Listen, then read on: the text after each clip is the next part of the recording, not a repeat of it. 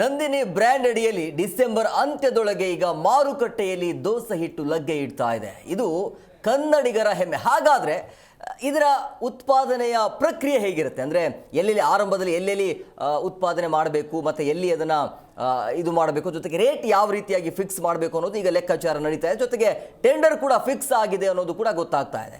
ಇದಕ್ಕಿದ್ದಾಗೆ ಜಗದೀಶ್ ಅವರ ಒಂದು ವರ್ಗಾವಣೆ ಆದ ನಂತರ ಸಾಕಷ್ಟು ಆಕ್ರೋಶ ಕೂಡ ವ್ಯಕ್ತವಾಗ್ತಾ ಇತ್ತು. ಕನ್ನಡಿಗರು ಕೂಡ ಹೋರಾಟವನ್ನು ಮಾಡಿದರು, ಕನ್ನಡ ಪರ ಹೋರಾಟಗಾರರು ಕೂಡ ಹೋರಾಟವನ್ನು ಮಾಡಿದರು ವಿಲೀನ ಮಾಡೋದಕ್ಕೆ, ಕೇರಳ ಜೊತೆ ವಿಲೀನ ಆಗೋದಕ್ಕೆ ಈ ರೀತಿಯ ಪ್ಲಾನ್ ನಡೀತಾ ಇದೆ ಅಂತೇಳಿ. ಸೊ ಈಗ ಅದಕ್ಕೆ ಪ್ರತಿಫಲ ಸಿಕ್ಕಂತೆ ಕಾಣ್ತಾ ಇದೆ. ಈ ಡಿಸೆಂಬರ್ ಅಂತ್ಯದೊಳಗೆ ಈಗ ಮಾರುಕಟ್ಟೆಗೆ ಈ ದೋಸೆ ಹಿಟ್ಟು ಅಂತೂ ಬರ್ತಾ ಇದೆ. ಸೊ ಹಾಗಾದರೆ ಎಲ್ಲೆಲ್ಲಿ ಆರಂಭದಲ್ಲಿ ಉತ್ಪಾದನೆ ಎಲ್ಲಿ ಮಾಡಬೇಕು, ಎಲ್ಲೆಲ್ಲಿ ಅಂದರೆ ಕೇವಲ ನಮ್ಮ ರಾಜ್ಯದಲ್ಲಿ ಇರುತ್ತಾ ಅಥವಾ ಇಡೀ ದೇಶದಾದ್ಯಂತ ಇದರ ವ್ಯವಸ್ಥೆಯನ್ನು ಮಾಡಿಕೊಳ್ಳಾಗತ್ತೆ, ಎಲ್ಲದರ ಬಗ್ಗೆ ಚರ್ಚೆ ಮಾಡ್ತೀವಿ. ಇದೇ ಇವತ್ತಿನ ವಿಶೇಷ. ನಂದಿನಿ ದೋಸೆ ಹಿಟ್ಟು KMF ದಿಟ್ಟ ಎದೆಗಾರಿಕೆ.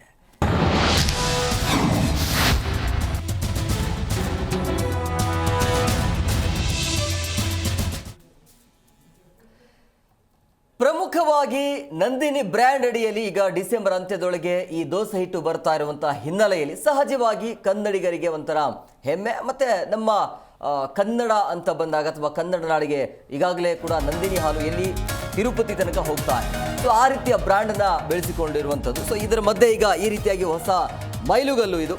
ಸೊ ಈ ತಿಂಗಳ ಅಂತ್ಯಕ್ಕೆ ನಂದಿನಿ ದೋಸೆ ಹಿಟ್ಟು ಮಾರುಕಟ್ಟೆಗೆ ಲಗ್ಗೆ ಇಡ್ತಾ ಇದೆ. ರಾಜ್ಯದ ಪ್ರತಿಷ್ಠಿತ ನಂದಿನಿಯಿಂದ ಮತ್ತೊಂದು ಪ್ರಾಡಕ್ಟ್ ಬರ್ತಾ ಇದೆ. ಸೊ ಖಾಸಗಿ ಕಂಪನಿಗಳಿಗೆ KMF ಅಧ್ಯಕ್ಷ ಭೀಮಾ ನಾಯಕ್ ಗುದ್ದು ಕೊಟ್ಟಿರುವಂಥದ್ದು ನಂದಿನಿ ಬ್ರ್ಯಾಂಡ್ ದೋಸೆ ಹಿಟ್ಟು ಈಗ ಡಿಸೆಂಬರಲ್ಲಿ ಲಭ್ಯ ಆಗತ್ತೆ ಅಂತ ಖಚಿತ ಮಾಹಿತಿ ಇದು. ಅವರೇ ಇದರ ಬಗ್ಗೆ ಮಾಹಿತಿಯನ್ನು ಕೊಟ್ಟಿದ್ದಾರೆ. ಶೀಘ್ರ ಸ್ವಂತ ದೋಸೆ ಹಿಟ್ಟು ಉತ್ಪಾದಿಸುವ ಘಟಕ ಕೂಡ ಸ್ಥಾಪನೆ ಆಗತ್ತೆ ಅಂತ ಹೇಳಿದ್ದಾರೆ. KMF ಸಿಬ್ಬಂದಿಯಿಂದಲೇ ತಯಾರಿಸಿ ಮಾರುಕಟ್ಟೆಗೆ ನಾವು ಪೂರೈಕೆ ಮಾಡ್ತೀವಿ ಅಂತೇಳಿ. ಸೊ CM ಕಾರ್ಯಾದೇಶ ಬಾಕಿ ಇದೆ. ಸೊ KMF ಅಧ್ಯಕ್ಷರು ಭೀಮಾ ನಾಯಕ್ ಇದರ ಬಗ್ಗೆ ಈ ರೀತಿಯಾಗಿ ಮಾಹಿತಿಯನ್ನು ಕೊಟ್ಟಿದ್ದಾರೆ. ಅಂದರೆ ಡಿಸೆಂಬರ್ ಅಂತಂದರೆ ಇದೇ ತಿಂಗಳು, ಈ ತಿಂಗಳ ಅಂತ್ಯದಲ್ಲಿ ಬರುತ್ತೆ. ಬಟ್ ಆರಂಭದಲ್ಲಿ ಎಲ್ಲಿ ಅಂದರೆ ಪ್ರಮುಖವಾಗಿ ಈ ದೋಸೆ ಹಿಟ್ಟು ತಯಾರಿಕೆಯ ವಿಧಾನ ಹೇಗಿರುತ್ತೆ, ನಮ್ಮ ರಾಜ್ಯದಲ್ಲಿ ಅಷ್ಟೇ ಇದನ್ನು ಪ್ರಾಡಕ್ಟ್ನ ಮಾರುಕಟ್ಟೆಗೆ ತರ್ತಾರೆ ಅಥವಾ ಇಡೀ ದೇಶದಾದ್ಯಂತ, ಇಡೀ ವಿಶ್ವದಾದ್ಯಂತ? ಯಾಕಂದರೆ ನಮ್ಮ ನಂದಿನಿ ಹಾಲು ಈಗ T20ಯಲ್ಲೂ ಕೂಡ ಬೇರೆ ಬೇರೆ ದೇಶದಲ್ಲೂ ಕೂಡ ಲಗ್ಗೆ ಇಟ್ಟಿರುವಂಥದ್ದು. ಸೊ ಹಾಗಾಗಿ ಪ್ಲಾನಿಂಗ್ ಯಾವ ರೀತಿ ಆಗಿದೆ, ಆರಂಭದಲ್ಲಿ ರೇಟ್ ಹೇಗಿರುತ್ತೆ, ಸೊ ಒಟ್ಟಾರೆಯಾಗಿ ಇದರ ಪ್ಲಾನಿಂಗ್ ಮತ್ತು ಇದರ ಲಾಭ ನಷ್ಟ ಏನು, ಎಲ್ಲದರ ಬಗ್ಗೆ ಸುದೀರ್ಘವಾಗಿ 1 ಗಂಟೆಗಳ ಕಾಲ ನಾವು ನಿಮ್ಮ ಜೊತೆಗೆ ಇರ್ತೀವಿ. ಸೊ ಇದರ ಬಗ್ಗೆ ಚರ್ಚೆಯನ್ನು ಮಾಡೋದಕ್ಕೆ ಅತಿಥಿಯವರು ಕೂಡ ಜಾಯ್ನ್ ಆಗಿದ್ದಾರೆ. ನಾನು ಅವ್ರನ್ನ ಕಾರ್ಯಕ್ರಮಕ್ಕೆ ವೆಲ್ಕಮ್ ಮಾಡ್ತೀನಿ. ತಾಯ್ನಾಡು ರಾಘವೇಂದ್ರ ಅವರು ಕನ್ನಡ ಪರ ಹೋರಾಟಗಾರರು. ಸರ್, ಕಾರ್ಯಕ್ರಮಕ್ಕೆ ಆತ್ಮೀಯವಾದಂಥ ಸ್ವಾಗತ. ಹಾಗೆಯೇ ಖಾಸಗಿ ಉದ್ಯೋಗಿಯಾಗಿರುವಂಥ ಶಿವರಾಮ್ ಸರ್, ತಮಗೂ ಕೂಡ ಕಾರ್ಯಕ್ರಮಕ್ಕೆ ಆತ್ಮೀಯವಾದಂಥ ಸ್ವಾಗತ. ಎಸ್ ರಾಘವೇಂದ್ರ ಅವರೇ, ಒಂದು ಹೋರಾಟಕ್ಕೆ ಸಿಕ್ಕಿರುವಂಥ ಪ್ರತಿಫಲ ಅಂದರೆ ಮೊನ್ನೆ ತಾನೇ ಹೋರಾಟ ಆಯಿತು, ಯಾಕೆ ಹಿಂಗೆ ಆಗ್ತಾ ಇದೆ, ಯಾಕೆ ಈ ರೀತಿಯಾಗಿ ನಡೀತಾ ಇದೆ, ಕನ್ನಡದಲ್ಲಿ ಯಾಕೆ ಮೋಸ ಆಗ್ತಾ ಇದೆ ಅಂತೇಳಿ.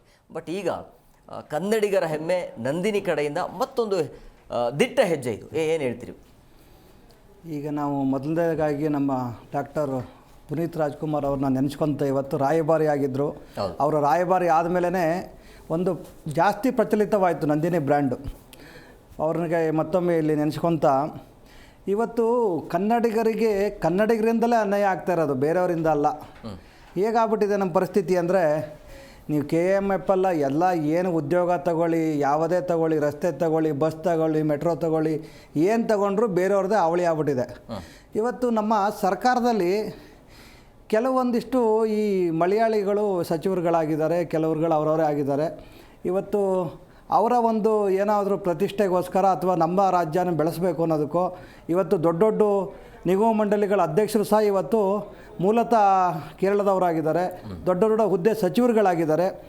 ಇದನ್ನು ಯಾವ ರೀತಿ KMF ಅಧ್ಯಕ್ಷರಿಗೆ ಒಂದು ಧನ್ಯವಾದ ಹೇಳೋಣ. ಏನಾದರೂ ಅವ್ರು ಹೇಳಿದ ರೀತಿಯಾಗಿ ಆದರೆ ದೋಸೆ ಹಿಟ್ಟನ್ನು ನಮ್ಮ ಕನ್ನಡಿಗರಿಗೆ ಕೆಲಸ ಕೊಟ್ಟು ನಮ್ಮ ಕನ್ನಡ ನೆಲದಲ್ಲೇ ಉತ್ಪಾದನೆ ಮಾಡಿ ನಮ್ಮ ರೈತರಿಗೆ ಅನುಕೂಲ ಆದರೆ ಖಂಡಿತವಾಗ್ಲೂ ನಾವು ಅವರಿಗೆ ಕೈ ಮುಗಿದು ಧನ್ಯವಾದ ಹೇಳ್ತೇವೆ. ಏನಾದರೂ ನೀವು ಒಂದು ಏನು ದೋಸೆ ಹಿಟ್ಟಿನ ಒಂದು ಹೆಸರಲ್ಲಿ ನೀವೇನಾದರೂ ಕೇರಳ ಇರ್ಬೋದು, ತಮಿಳ್ನಾಡು ಇರ್ಬೋದು, ಆಂಧ್ರ ಇರ್ಬೋದು, ಬೇರೆ ಯಾವುದೋ ಒಂದು ರಾಜ್ಯದ ಒಂದು ಒತ್ತಾಯಶೆಗೋಸ್ಕರ ಅವರ ಹಿತದೃಷ್ಟಿ ಕಾಪಾಡೋದಕ್ಕೋಸ್ಕರ ನೀವೇನಾದರೂ ಆ ರೀತಿಯ ಒಂದು ಬೇರೆ ರೀತಿಯ ಅಡ್ಡದಾರಿ ಹಿಡಿದ್ರೆ, ಕನ್ನಡಿಗರಿಗೆ ದ್ರೋಹ ಮಾಡಿದ್ರೆ ನಾವೆಲ್ಲ ಕನ್ನಡಿಗರು ಬೀದಿಗಿಳಿತೇವೆ. ಅದರ ಪ್ರಕಾರ ರೈತರು ಸಹ ಬೀದಿಗಿಳಿತಾರೆ. ಇವತ್ತು ನೋಡ್ರಿ, ಇವತ್ತು ನಂದಿನಿ ಅಂದ್ರೇ ನಮಗೊಂದು ಹೆಮ್ಮೆನಪ್ಪ. ನಂದಿನಿ ಅಂದರೆ ಏನೋ ಒಂಥರ ಮೈ ರೋಮಾಂಚನ ಆಗುತ್ತೆ ರೀ. ಇವತ್ತು ನಾವೇನಾದರೂ ನಮ್ಮ ತಾಯಿಯ ಎದೆ ಹಾಲನ್ನು ಎಷ್ಟು ಕುಡಿದು ಬದುಕಿದೆವೋ ಇಷ್ಟು ವರ್ಷ ಅಂತ, ಅದಾದ ನಂತರ ನಾವು ಜೀವನ ಪರ್ಯಂತ ನಾವು ಹುಟ್ಟಿನ ಸಾಯಲ್ಲೇವರೆಗೂ ನಾವು ನಂದಿನಿ ಹಾಲನ್ನು ಮತ್ತು ನಾವು ರೈತರ ಹಾಲನ್ನೇ ಕುಡಿದು ಬದುಕ್ತಾ ಇದ್ದೇವೆ. ಈಗ ನಾವು ಏನಾದರೂ ಈಗ ನಂದಿನಿನ ನಾವು ಬಿಟ್ಬಿಟ್ರಿ ಅಂದರೆ ನಮ್ಮ ತಾಯಿಗೆ ದ್ರೋಹ ಬರ್ದಂಗೆ ಇದು. ಯಾಕೆಂದರೆ ನಮ್ಮ ತಾಯಿ ಹಾಲು, ನಮ್ಮ ರೈತರ ಹಾಲು. ಇವತ್ತು ಎಷ್ಟೋ ಕುಟುಂಬಗಳು ಇವತ್ತು ಈ ನಂದಿನಿಯಿಂದಲೇ ಬದುಕ್ತಾ ಇದೆ. ಇವತ್ತು ನೋಡಿ, ಇಡೀ ನಮ್ಮ ದೇಶ ಅಲ್ಲ, ಇಡೀ ನಮ್ಮ ವಿಶ್ವವೇ ಒಂದು ಕಡೆಗೆ ತಲ್ಲಿನವಾಯಿತು. ಬರೀ ನಮ್ಮ ನಂದಿನಿ ಹಾಲು, ನಂದಿನಿ ತುಪ್ಪ ಒಂದು ತಿರುಪತಿ ತಿಮ್ಮಪ್ಪಗೆ ಹೋಗಿಲ್ಲ ಅಂದಿದ್ದಕ್ಕೆ ಏನು ಒಂದು ನಂದಿನಿ ಪವರ್ ಅನ್ನೋದು ಗೊತ್ತಾಯಿತು. ಎಲ್ಲೋ ಮಿಕ್ಸಿತವಾಗಿ ಇಡೀ ದೇವಸ್ಥಾನನೇ ಅಲ್ಲೋಲ ಕಲ್ಲೋಲ ಆಯಿತು. ಇವತ್ತು ತಿರುಪತಿಯಲ್ಲೂ ಕೂಡ ಈ ರೀತಿಯ ಒಂದು ಅವ್ಯವಹಾರ ನಡೆದಿದೆಯಾ ಅನ್ನೋದೊಂದು ಇವತ್ತು ಮನವರಿಕೆ ಮಾಡಿಕೊಂಡು ಎಲ್ಲರೂ ಸಹ ನಂದಿನಿಯಲ್ಲಿ ಕೆಲಸ ಮಾಡೋರು ಇರ್ಬೋದು, ಅಧ್ಯಕ್ಷರು ಇರ್ಬೋದು, ನಮ್ಮ ಸರ್ಕಾರ ಇರ್ಬೋದು, ಎಚ್ಚೆತ್ಕೊಂಡು ನಂದಿನಿ ಹಾಲಿಗೆ ಮತ್ತು ರೈತರಿಗೆ ದ್ರೋಹ ಬಗೆದ್ರೆ ಏನಾಗುತ್ತೆ ಪರಿಣಾಮ ಅನ್ನೋದು ಈಗಾಗಲೇ ಸಾಬೀತಾಗಿದೆ ಶ್ರೀ ವೆಂಕಟೇಶ್ವರ ದೇವಸ್ಥಾನದಲ್ಲಿ. ನಾವು ಅದನ್ನೇ ಇವಾಗ ದೋಸೆ ಹಿಟ್ಟು ಸಮೇತ ಹೇಗೆ ಹಾಲನ್ನು ಇವರು ಡೈರಿ ಥರ ಮಾಡಿದ್ದಾರೆ, ನಮ್ಮ ಸಜೆಷನ್ ಈ ಥರ ನಾವೊಂದು ಹೇಳ್ಬೋದು. ಈಗ ಹೇಗೆ ಹಾಲನ್ನು ಒಂದೊಂದು ಹಳ್ಳಿ ಕಡೆಗೆ ಮಾಡಿಬಿಡ್ತಾರೆ. ಈಗ ನಮ್ಮ ತಾಯಂದಿರು ಒಳ್ಳೆ ದೋಸೆ ಹಿಟ್ಟುಗಳು ಮಾಡ್ತಾರೆ. ನಮ್ಮಲ್ಲೆಲ್ಲ ಕೆಂಪಕ್ಕಿಗಳಲ್ಲಿ ದೋಸೆ ಹಿಟ್ಟು ಮಾಡಿದರೆ ಇಲ್ಲಿ ಯಾವ 5 ಸ್ಟಾರ್ ಹೋಟ್ಲಲ್ಲೂ ಬರೋಲ್ಲ, ಆ ರೀತಿಯ ಒಂದು ದೋಸೆಗಳು ಬರುತ್ತೆ. ಆ ರೀತಿ ರೈತರಿಗೆ ಹೇಗೆಲ್ಲ ಇವರು ಕೆಲವು ಕಡೆಗೆಲ್ಲ ಏನು ಡೈರಿಗಳು ಮಾಡ್ಕೊಂಡಿದ್ದಾರೆ, ಡಿಪೋ ಮಾಡ್ಕೊಂಡಿದ್ದಾರಲ್ಲ, ಆ ರೀತಿಯೇ ಇವರು ಒಂದೇ ಅಲ್ಲಿ ಟೆಸ್ಟಿಂಗ್ ಏನಾದ್ರು ಕೊಟ್ಬಿಟ್ಟು ನಮ್ಮ ರೈತರಿಗೆ ಅನುಕೂಲ ಆಗೋ ರೀತಿ ದೋಸೆ ಹಿಟ್ಟು ಕೂಡ ಆ ರೀತಿ ಸಂಗ್ರಹವಾಗಲಿ, ನಮ್ಮ ರೈತರು ಮನೆಗಳಿಂದ ಸಂಗ್ರಹವಾಗಲಿ. ಆಗ ಮಾತ್ರ ಒಂದು ಕಡೆಗೆ ನಾವು ಹಾಲನ್ನು ತಗೊಳ್ಳೋದ್ರ ಜೊತೆಗೆ ಒಂದು ಕಡೆಗೆ ಎಲ್ಲೋ ತಾಯಂದಿರಿಗೆ ರೈತರಿಗೆ ಅನುಕೂಲವಾಗುತ್ತೆ. ಆ ರೀತಿ ದಿಟ್ಟಿನಲ್ಲೂ ಇವತ್ತು ನಮ್ಮ ಏನು KMF ಅಧ್ಯಕ್ಷರು ಹೋಗಬೇಕು. ಮತ್ತು ಇವತ್ತು ನೋಡ್ರಿ, ನಾವು ಇಲ್ಲಿ ಎಲ್ಲ ನಾವು ಸ್ವಾಭಿಮಾನಿಗಳು, ನಾವು ಹೊರಗಡೆ ದೇಶದವ್ರು ಬಂದರೆ, ಹೊರಗಡೆ ರಾಜ್ಯದವ್ರು ಬಂದ ತಕ್ಷಣವೇ ನಾವು ಅವ್ರಿಗೇನು ತೊಂದರೆ ಕೊಡಬಾರ್ದು, ನೋವು ಕೊಡಬಾರ್ದು ಅಂತ ಹೇಳಿ ನಾವು ಹೇಳ್ತೇವೆ. ಇವತ್ತು ಹಲವಾರು ರಾಜ್ಯಗಳಿಂದ ಹಲವಾರು ಚೈನಾ ಡುಪ್ಲಿಕೇಟ್ ಮಾಲ್ ನಾವು ತಗೊಂಡು ಇವತ್ತು ನಾವು ಉಪಯೋಗಿಸ್ತಾ ಇದ್ದೇವೆ. ಅಂಥದ್ರಲ್ಲಿ ನಮ್ಮ ನಂದಿನಿ ಹಾಲು ಒಂದು ಏನು ರಾಷ್ಟ್ರ ರಾಜಧಾನಿ ಡೆಲ್ಲಿಗೆ ಹೋಯ್ತು ಅಂದ ತಕ್ಷಣವೇ ದಿಲ್ಲಿಯ ಒಂದು ಏನು ಆ ಗುಜರಾತಿಗಳಿರ್ಬೋದು, ಹಿಂದಿ ವಾಲಗಳಿರ್ಬೋದು, ಆ ಹಾಲನ್ನು ನಾವು ಕುಡಿಬೇಕಾದಂಥ ಹಾಲನ್ನು ಇವತ್ತು ಚಿರಂಡಿಗೆ ಎಸ್ಬಿಟ್ಟು ನಂದಿನಿ ಅನ್ನೋದು ಇವತ್ತು ಪ್ರಚಲಿತ ಆಗಬಾರ್ದು, ನಮ್ಮ ದಿಲ್ಲಿಯಲ್ಲಿ ಇವತ್ತು ನಂದಿನಿ ಅನ್ನೋದೇ ಬೆಳಿಬಾರ್ದು ಅನ್ನೋ ಒಂದು ಯಾಕೆಷ್ಟು ನಾವು ಬಾಯಲ್ಲಿ ನೀವು ಇದರಲ್ಲಿ ಹೇಳಬಾರ್ದು. ಆ ರೀತಿ ಇವತ್ತು ದೌರ್ಜನ್ಯ ಎಗಿಸ್ತಾರೆ. ಇವತ್ತು ನಂದಿನಿ ಹಾಲನ್ನು ರೋಡಿಗೆ ತಳ್ತಾರೆ ಅಂದರೆ ಅವ್ರಿಗೇನಾದ್ರು ಮಾನ ಮರ್ಯಾದೆ ಇದೆಯೇನ್ರಿ? ನಾವು ಯಾಕ್ರಿ ಕನ್ನಡಿಗರು ಇವತ್ತು ಕೈ ಕಟ್ಕೊಂಡು ಕೂತ್ಕೋಬೇಕಿಲ್ಲಿ? ಯಾಕೆ ಹೊರ ರಾಜ್ಯದವರಿಗೆ ಕೆಲಸ ಮಾಡೋಕ್ಕೆ ಬಿಡಬೇಕು ನಾವಿಲ್ಲಿ? ಯಾಕೆ ಹೊರ ರಾಜ್ಯದ ಒಂದು ಯಾವುದೇ ಗೋಧಿ ಹಿಟ್ಟು ಇವತ್ತು ಏನು ಅಕ್ಕಿ ದೋಸೆ ಹಿಟ್ಟು ಇವತ್ತು ಸುಮಾರು ಕೇರಳದಿಂದಲೇ ಬರ್ತಾ ಇರೋದು, ಯಾಕೆ ನಾವು ತೊಗೋಬೇಕು? ನಮ್ಮ ಕನ್ನಡದವ್ರಿಗೆ ಮಾನ ಮರ್ಯಾದಿಲ್ವಾ? ನಾವೆಲ್ಲ ಕನ್ನಡಿಗರಿಗೆ ಕೈ ಮುಗಿದು ಕೇಳ್ಕೊತೇವೆ. ಇವತ್ತಿಂದ ಏನು ಹೊರ ರಾಜ್ಯದಿಂದ ಬಂದಿರೋ ದೋಸೆ ಹಿಟ್ಟನ್ನು ಬ್ಯಾನ್ ಮಾಡಿ ನಿಮ್ಮ ಮನೆಗಳಲ್ಲಿ ತಯಾರು ಮಾಡಿ ನಿಮ್ಮ ಅಕ್ಕಪಕ್ಕ ಮನೆಗಳವರಿಗೆ ಕೆಲಸ ಕೊಡಿ, ಏನಾದರೂ ಈ ಥರ ನಮ್ಗೆ ಹಿಟ್ಟು ಮಾಡಿಕೊಡಿ ಅಂಥೇಳಿ ಆ ರೀತಿ ಮಾಡೋವಂಥ ಕೆಲಸ ನಾವು ಮಾಡಬೇಕಾಗುತ್ತೆ. ಇದು ಎಚ್ಚರಿಕೆ. ಯಾಕಂದರೆ ಡೆಲ್ಲಿಯಲ್ಲಿ ಆಗಿರುವಂಥ ಅನಾಹುತ ಇವತ್ತು ನಂದಿನಿ ಹಾಳು ಚೆಲ್ಲುವಂಥದ್ದನ್ನು ಚೆಲ್ಲಿದರೆ ಅದು ಇವತ್ತು ನಮ್ಮ ಕನ್ನಡಿಗರಿಗೆ ಮಾಡುವಂಥ ದ್ರೋಹ ಮುಂದಿನ ದಿನಗಳಲ್ಲಿ ಆಗಬಾರ್ದು ಅಂತ ನಾವು ಇವತ್ತು ಹೇಳ್ತಾ ಇದ್ದೇವೆ. ಶಿವರಾಮ್ ಅವರೇ, ಈಗ ಹೋರಾಟ ಆದಮೇಲೆ ಸರ್ಕಾರ ಎಚ್ಚೆತ್ಕೊಳ್ಬೇಕಂದ್ರೆ ಒಂದು ಗೊತ್ತಾಗ್ತಾ ಇಲ್ಲ. ಏನೋ ಒಂದು ಎಡವಟ್ಟು ಮಾಡ್ಕೊಳ್ಳುತ್ತೆ, ಅದಕ್ಕೆ ಹೋರಾಟ ಮಾಡಬೇಕು, ಕಷ್ಟಪಡಬೇಕು. ಅದಾದ ನಂತರ ಏನೋ ಈಗ ಡಿಸೆಂಬರ್ ಅಂತ ಹೇಳಿದ್ದಾರೆ, ಅದು ಬರುತ್ತಿಲ್ಲ, ಬಂದರೆ ಒಳ್ಳೆಯದು. ಯಾಕೆ ಅಂತ ಈಗ ಏನಂದರೆ ನೋಡಿ, ನಮ್ಮಲ್ಲಿ ಹೋರಾಟ ಮಾಡೇ ಅವ್ರಿಗೆ ತಲೆಗೆ ಹೋಗುತ್ತೆ, ಇಲ್ಲ ಅಂತಲೇ ತಲೆಗೆ ಹೋಗೋದಿಲ್ಲ. ಯಾಕೆ ಅಷ್ಟೊಂದು ನೋಡಿ, ಎಲ್ಲ ಹೊರ ರಾಜ್ಯವ್ರು ಬಂದು ಜೀವನ ಮಾಡ್ತಿದ್ದಾರೆ. ಅದೇ ಎಲೆಕ್ಷನ್ ಅಂತ ಬಂದಾಗ ಅವ್ರವ್ರ ಸ್ಟೇಟ್ ಓಟಕ್ಕೆ ಅಲ್ಲಿ ಓಟ್ ಹಾಕ್ತಾರೆ. ನಾವು ಗೆಲ್ಸೋದಿಲ್ಲ, ನಮ್ಮ ನಾಯಕರನ್ನು ನಾವು ಗೆಲ್ಸೋದು. ನಮ್ಮವ್ರಿಗೆ ಇಲ್ಲಿ ಆದ್ಯತೆ ಇಲ್ಲ. ಬರೀ ಇದೊಂದೇ ಅಂತಲ್ಲ, MNC ಕಂಪ್ನಿಗಳಲ್ಲೂ ಆದ್ಯತೆ ಇಲ್ಲ, ನಮ್ಮ ಗೋರ್ಮೆಂಟ್ ಇದರಲ್ಲೂ ಕಂಪ್ನಿಗಳಲ್ಲೂ ಆದ್ಯತೆ ಇಲ್ಲ. ನೋಡಿ, ಯಾವುದೋ ಒಂದು ಮೆಡಿಕಲ್ ಕಾಲೇಜ್ಗೆ ಹೋದರೆ ಅಲ್ಲೇ ಮಲಯಾಳಿಗಳೇ ಇರ್ತಾರೆ, ನರ್ಸ್ಗಳು ಮಲಯಾಳಿನೇ ಇರ್ತಾರೆ. ನಮ್ಮವ್ರು ಎಲ್ಲಿದ್ದಾರೆ? ಯಾಕೆ ನಮ್ಮವ್ರು ನರ್ಸ್ ಆಗಬಾರ್ದಾ? ನಮ್ಮವ್ರು ಡಾಕ್ಟ್ರುಗಳಾಗಬಾರ್ದಾ? ಯಾಕೆ ಅವರೇ ಇರಬೇಕು? ಇದ್ರ ಬಂದು ಜೀವನ ಮಾಡ್ತಿದ್ದಾರೆ. ಅವ್ರು ಕನ್ನಡನೂ ಕಲಿಯೋದಿಲ್ಲ, ಅವ್ರ ಯೋಗ್ಯತೆಗೆ ಕನ್ನಡ ಕಲಿಯೋದಿಲ್ಲ, ಅವ್ರ ಯೋಗ್ಯತೆಗೆ. ಕನ್ನಡನೂ ಬೇಡ ಅವ್ರಿಗೆ.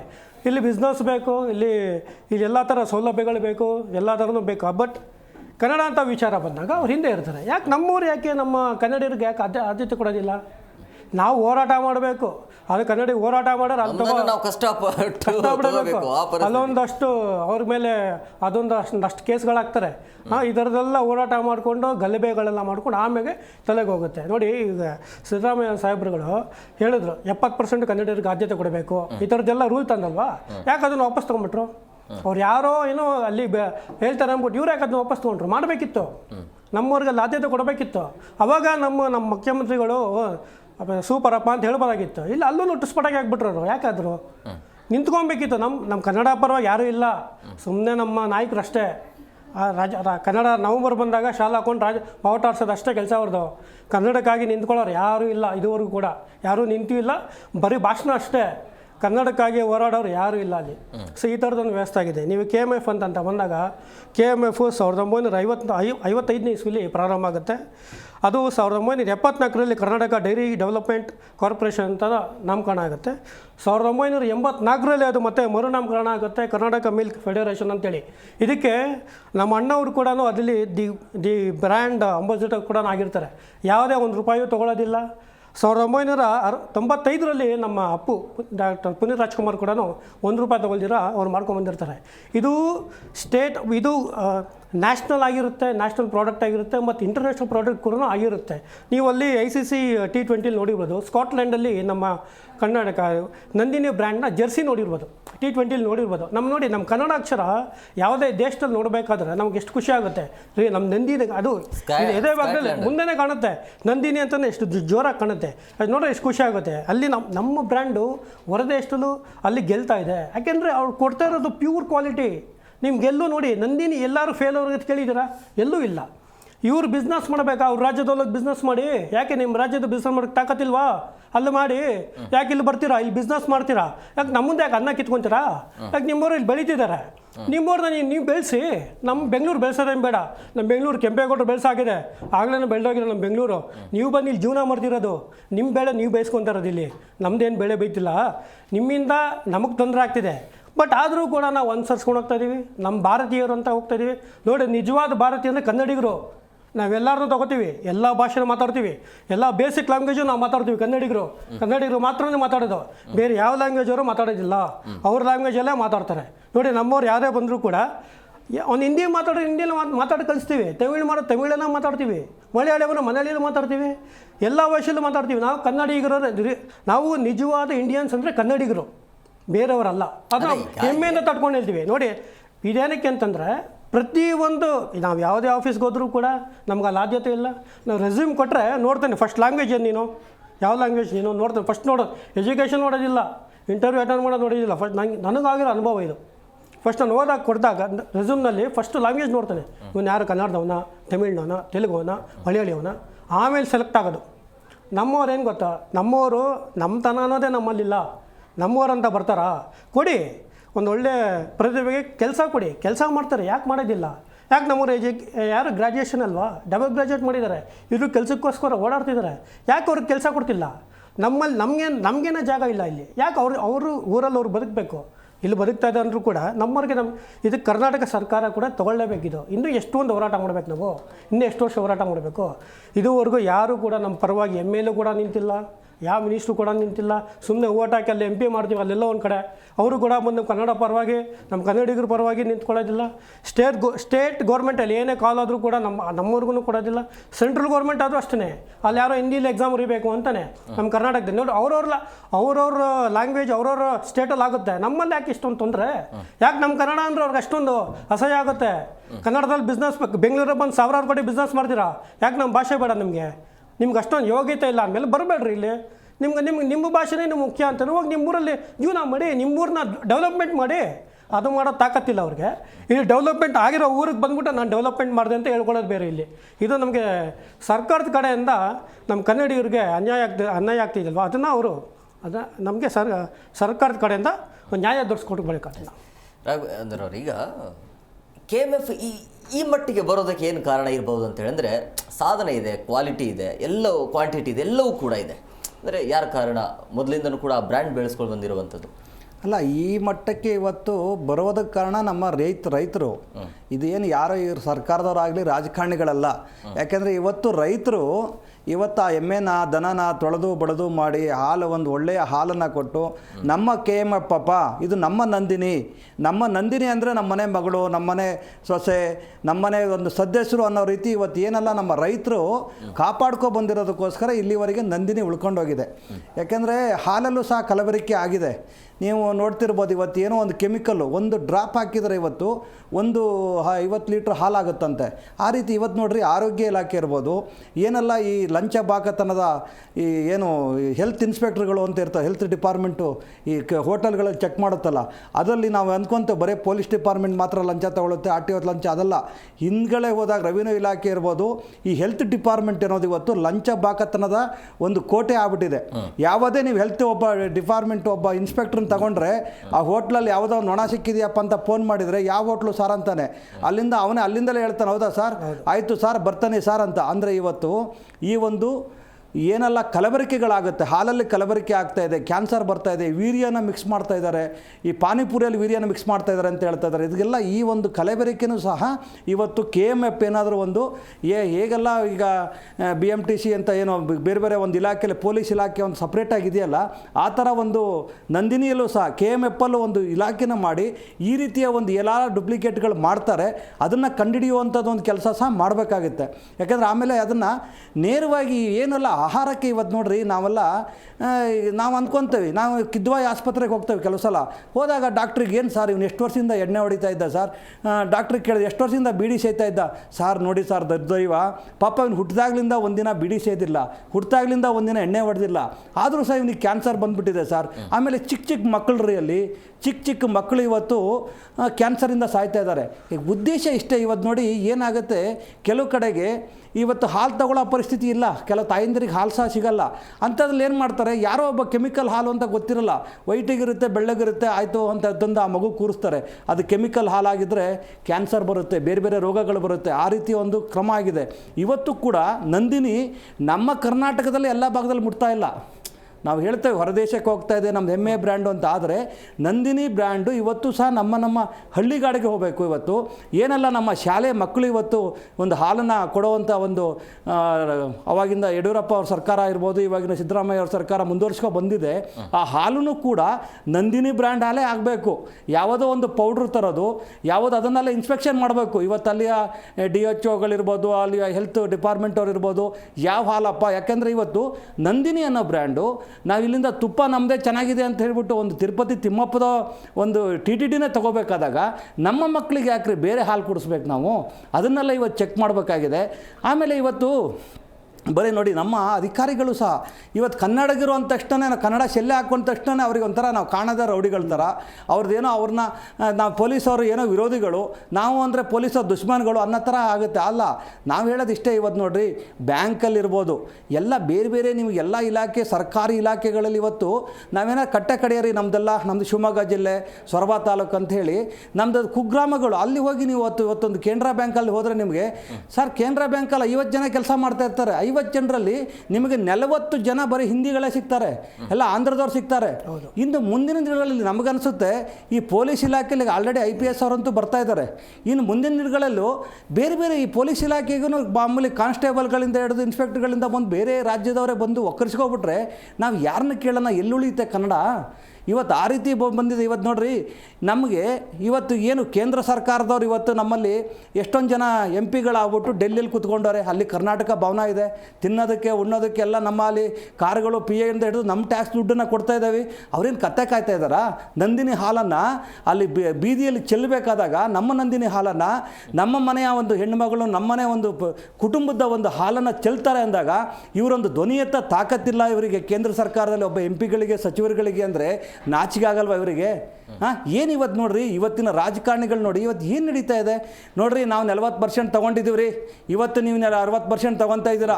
ನೀವು ಯಾವುದೇ ಒಂದು ರೈತರಿಗೆ ಆಗುವಂಥದ್ದು ರೀ. ಇವತ್ತು ರೈತರು ಯಾವ ಬೆಳೆ ಹಾಕಬೇಕು, ಇವತ್ತು ಯಾವ ಬೆಳೆಗೆ ಯಾವುದು ಲಾಭ ಇಲ್ಲ. ಆಮೇಲೆ ಇವತ್ತು ಒಂದು ಹಸುಗಳಿರ್ಬೋದು, ಇವತ್ತು ಏನಾಗಿದೆ ನಮ್ಮಲ್ಲೆಲ್ಲ ಈ ಗಿಡ್ಡ ತಳಿ ಅಂತ ಬರ್ತಾ ಇತ್ತು ಆಯುರ್ವೇದಿಕ್. ಇವತ್ತೆಲ್ಲ ನಾವೆಲ್ಲ ಚಿಕ್ಕವ್ರು ಇದ್ದಾಗ ನಮ್ಮಲ್ಲೇ ಒಂದು 20-30 ಹಸುಗಳಿದ್ದವು.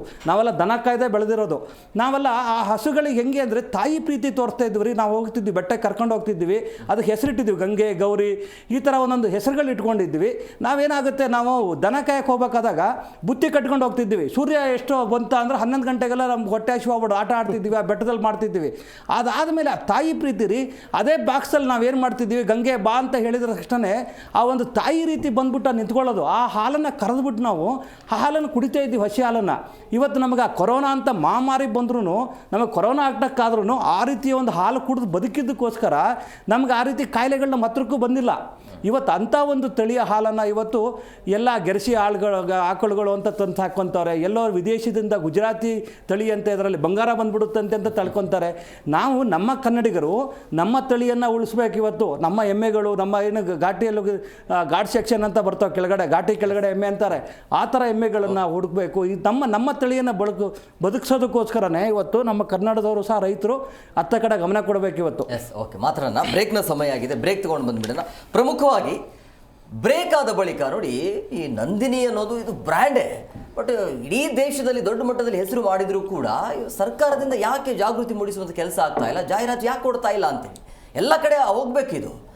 ಸೊ ಕೇವಲ ಮಾಧ್ಯಮದಲ್ಲಿ ಕೂತ್ಕೊಂಡು ಇದ್ರ ಬಗ್ಗೆ ಜಾಹೀರಾತು ಕೊಡಬೇಕು ಅಥವಾ ಇದರ ಬಗ್ಗೆ ಜಾಗೃತಿ ಮೂಡಿಸಬೇಕು ಅಂತಲ್ಲ, ಇದರ ಬಗ್ಗೆ ರಾಜಕಾರಣಿಗಳು ಸರ್ಕಾರ ಮಾಡಬೇಕಾಗಿರುವಂಥದ್ದು. ಪ್ಯೂರ್ ಅಂತಂದರೆ ಅದು ನಂದಿನೇ, ಬಟ್ ಈ ರೀತಿಯ ಯಾಕೆ? ಜೊತೆಗೆ ಪ್ರಮುಖವಾಗಿ ಈಗೇನು ಈ ಡಿಸೆಂಬರ್ ಅಂತ್ಯದಲ್ಲಿ ಮಾರುಕಟ್ಟೆಗೆ ಏನು ಬರ್ತಿದೆಯಲ್ಲ, ಅದು ಎಲ್ಲಿ ಬರುತ್ತೆ, ಅದರ ರೇಟ್ ಹೆಂಗಿರುತ್ತೆ, ಅದರ ತಯಾರಿಕೆಯ ವಿಧಗಳು ಹೇಗಿರುತ್ತೆ, ಅಂದರೆ ವಿಧಾನಗಳು ಹೇಗಿರುತ್ತೆ, ಅದರ ಬಗ್ಗೆ ಚರ್ಚೆ ಮಾಡ್ತೀವಿ. ಶಿವರಾಮ್ ಅವರೀಗ ಈ ನಮ್ಮ ನಂದಿನಿ ಬ್ರ್ಯಾಂಡ್ ಈಗ ಲಗ್ಗೆ ಇಟ್ಟಿರುವಂಥ ಹಿನ್ನೆಲೆಯಲ್ಲಿ ಖಾಸಗಿ ಕಂಪ್ನಿಗಳು ಏನಾದರೂ ಎಫೆಕ್ಟ್ ಆಗುವಂಥ ಸಾಧ್ಯತೆ ಇರುತ್ತಾ? ಖಂಡಿತ ಇರುತ್ತೆ. ಯಾಕೆಂತಂದ್ರೆ ನೋಡಿ, ಖಾಸಗಿ ಕಂಪ್ನಿ ಬರೋದಕ್ಕೆ ಬಿಡಬಾರ್ದು ಕಂಪ್ನಿಗಳನ್ನೆಲ್ಲ. ನಮ್ಮ ಸರ್ಕಾರದವ್ರು ಏನು ಗೊತ್ತಾ, ನಮ್ಮವ್ರಿಗೆ ಫಸ್ಟ್ ಆದ್ಯತೆ ಕೊಡಬೇಕು. ಅದನ್ನು ಮಾಡಬೇಕು. ನೋಡಿ, ನಾವು ಈ ಥರ ಡಿಬೇಟ್ ಮಾಡ್ತೀವಿ, ಈ ಥರ ಒಂದು ಹೋರಾಟ ಮಾಡ್ತೀವಿ. ನೋಡಿ, ನಮ್ಮವರು ನಮಗೆ ಕೊಡಿ ಅಂತ ಏನಾಗಿದೆ, ನಮ್ಮನೇಲಿ ನಾವೇ ಭಿಕ್ಷೆ ಬಿಡ್ತಾ ಇದ್ದೀವಿ, ನಮ್ಮನೇಲಿ ಜಾಗ ಕೊಡಿ, ನಮ್ಮದು ನಮ್ಮನೇ ಇದೆ ಅಂತ. ಸೊ ಈ ಥರ ಒಂದು ಪರಿಸ್ಥಿತಿ ಆಗಿಬಿಟ್ಟಿದೆ.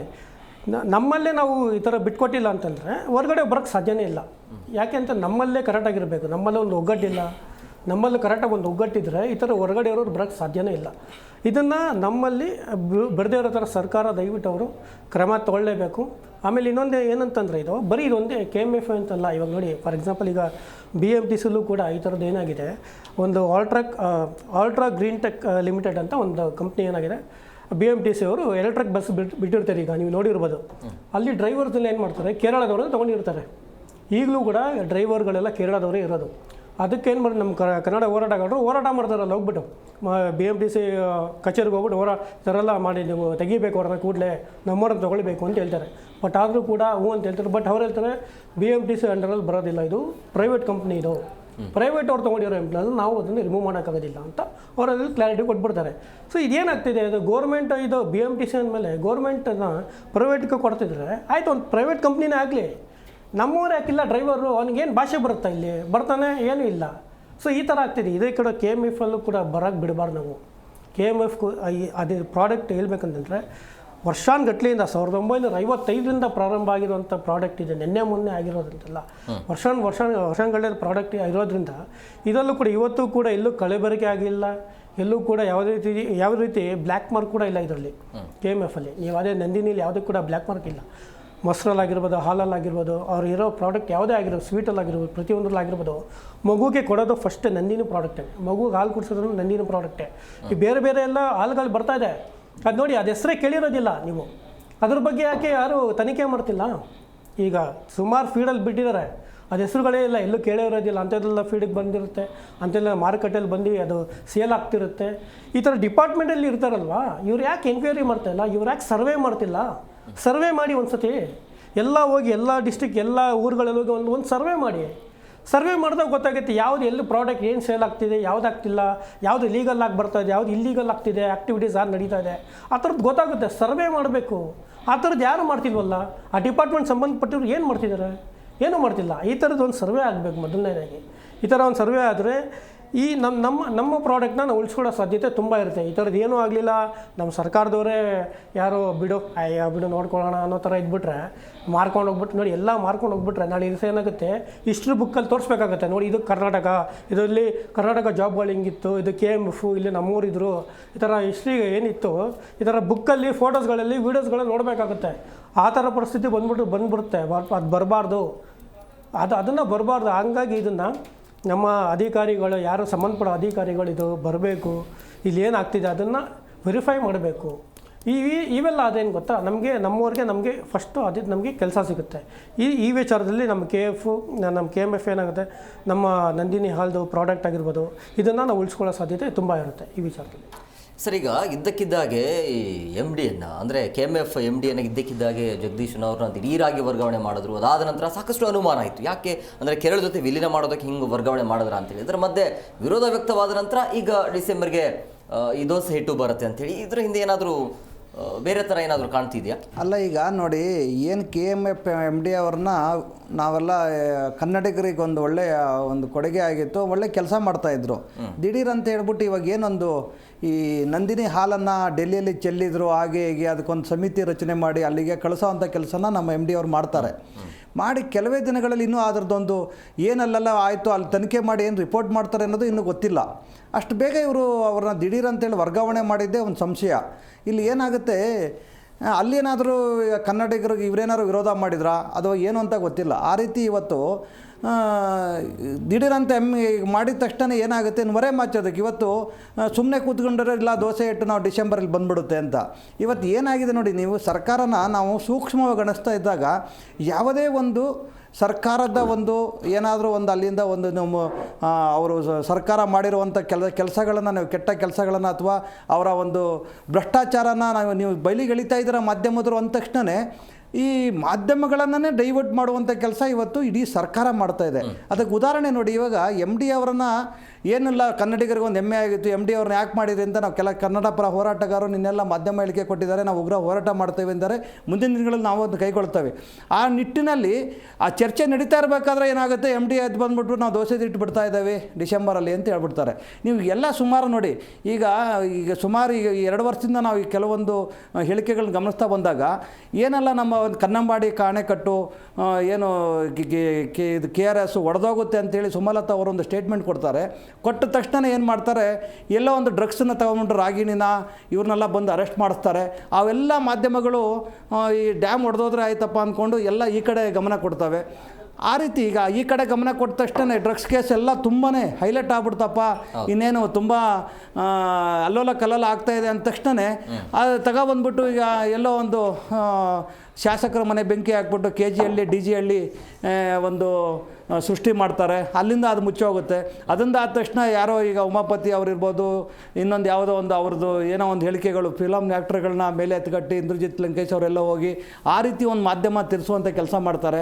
ಇದು ಎಲ್ಲ ಒಂದು ಕಡೆಗೆ ಏನು MD ಅವರನ್ನು ಏನು ಏಕಾಏಕಿ ತೆಗೆದುಹಾಕಿದ್ದಕ್ಕೆ ಎಲ್ಲ ಮಾಧ್ಯಮಗಳು ಪ್ರಶ್ನೆ ಮಾಡ್ತಾರೆ, ಇನ್ನೆಲ್ಲರೂ ಹೋರಾಟಗಳು ಮಾಡ್ತಾರೆ ಅನ್ನೋದಕ್ಕೆ ಈ ದೋಸೆ ಹಿಟ್ಟನ್ನು ತಂದುಬಿಟ್ಟು ಸೆಂಟ್ರಿ ಸೇರಿಸ್ತಾವ್ರ ಅನ್ನೋದೇ ಗೊತ್ತಿಲ್ಲ.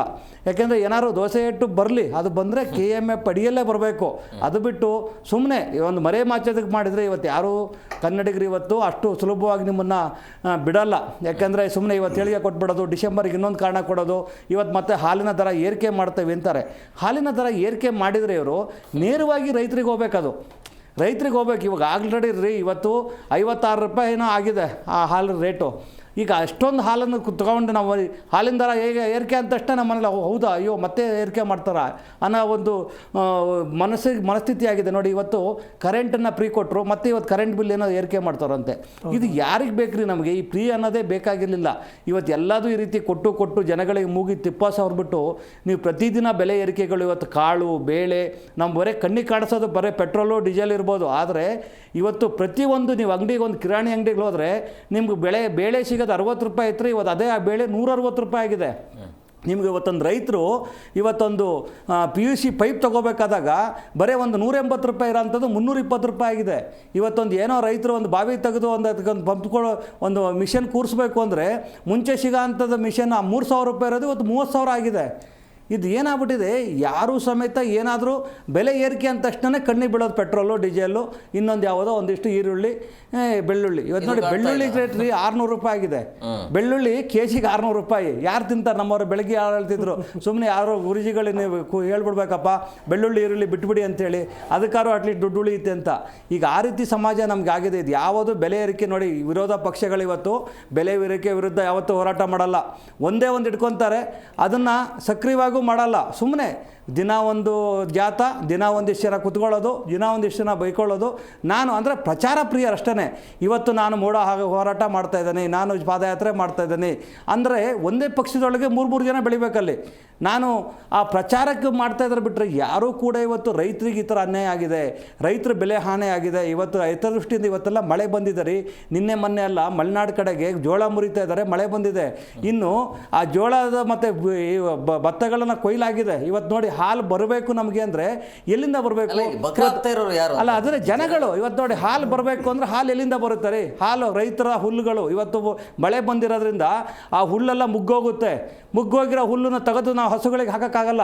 ಆ ಹುಲ್ಲೇ ಸಿಕ್ಕಿಲ್ಲ ಹಸುಗಳಿಗೆ ತಿನ್ನೋದಕ್ಕೆ ಅಂದಾಗ ಇನ್ನು ಹಾಲೆಲ್ಲಿಂದ ಬರುತ್ತೆ? ಇದ್ರ ಬಗ್ಗೆ ಇವಾಗ ಹಾಲಿನ ಬಗ್ಗೆ ಒಂದೇ ಅಲ್ಲ, ರೈತರ ಒಂದು ಮೂಲಭೂತ ಸೌಕರ್ಯಗಳು ಇವತ್ತು ಎಷ್ಟು ಮನೆಯಲ್ಲಿ ಎಷ್ಟು ಹಸುಗಳಿದ್ದವು, ಇವತ್ತು ಯಾಕೆ ಆ ಮನೆಯಲ್ಲಿ ಹಸುಗಳಿಲ್ಲ ಅನ್ನೋದನ್ನು ಇವತ್ತು ಅಲ್ಲಿ ನಗರ ಪಂಚಾಯತಿ ಇರ್ಬೋದು, ತಾಲೂಕ್ ಪಂಚಾಯತಿಯಿಂದ ಒಂದು ಸದಸ್ಯರುಗಳನ್ನ ನೇಮಕ ಮಾಡಿ ಈ ಹಳ್ಳಿಗಳಲ್ಲಿ ಈ ಒಂದು ರೈತರಲ್ಲಿ ಏನು ಕೊರತೆಗಳಿದೆ, ನೀವೊಂದು ಎಮ್ಮೆಗಳಿರ್ಬೋದು, ಹಸುಗಳಿರ್ಬೋದು, ಕಟ್ಟೋದಕ್ಕೆ ಏನೆಲ್ಲ ಬೇಕು ಅನ್ನೋದನ್ನು ಇವತ್ತು ನಿರ್ಮಾಣ ಮಾಡುವಂಥದ್ದು ಒಂದು ಅಲ್ಲಿ ಒಂದು ರೈತರಿಗೆ ಒಂದು ಹೇಳೋ ಅಂಥವ್ರು ಯಾರೂ ಇಲ್ಲ ರೀ.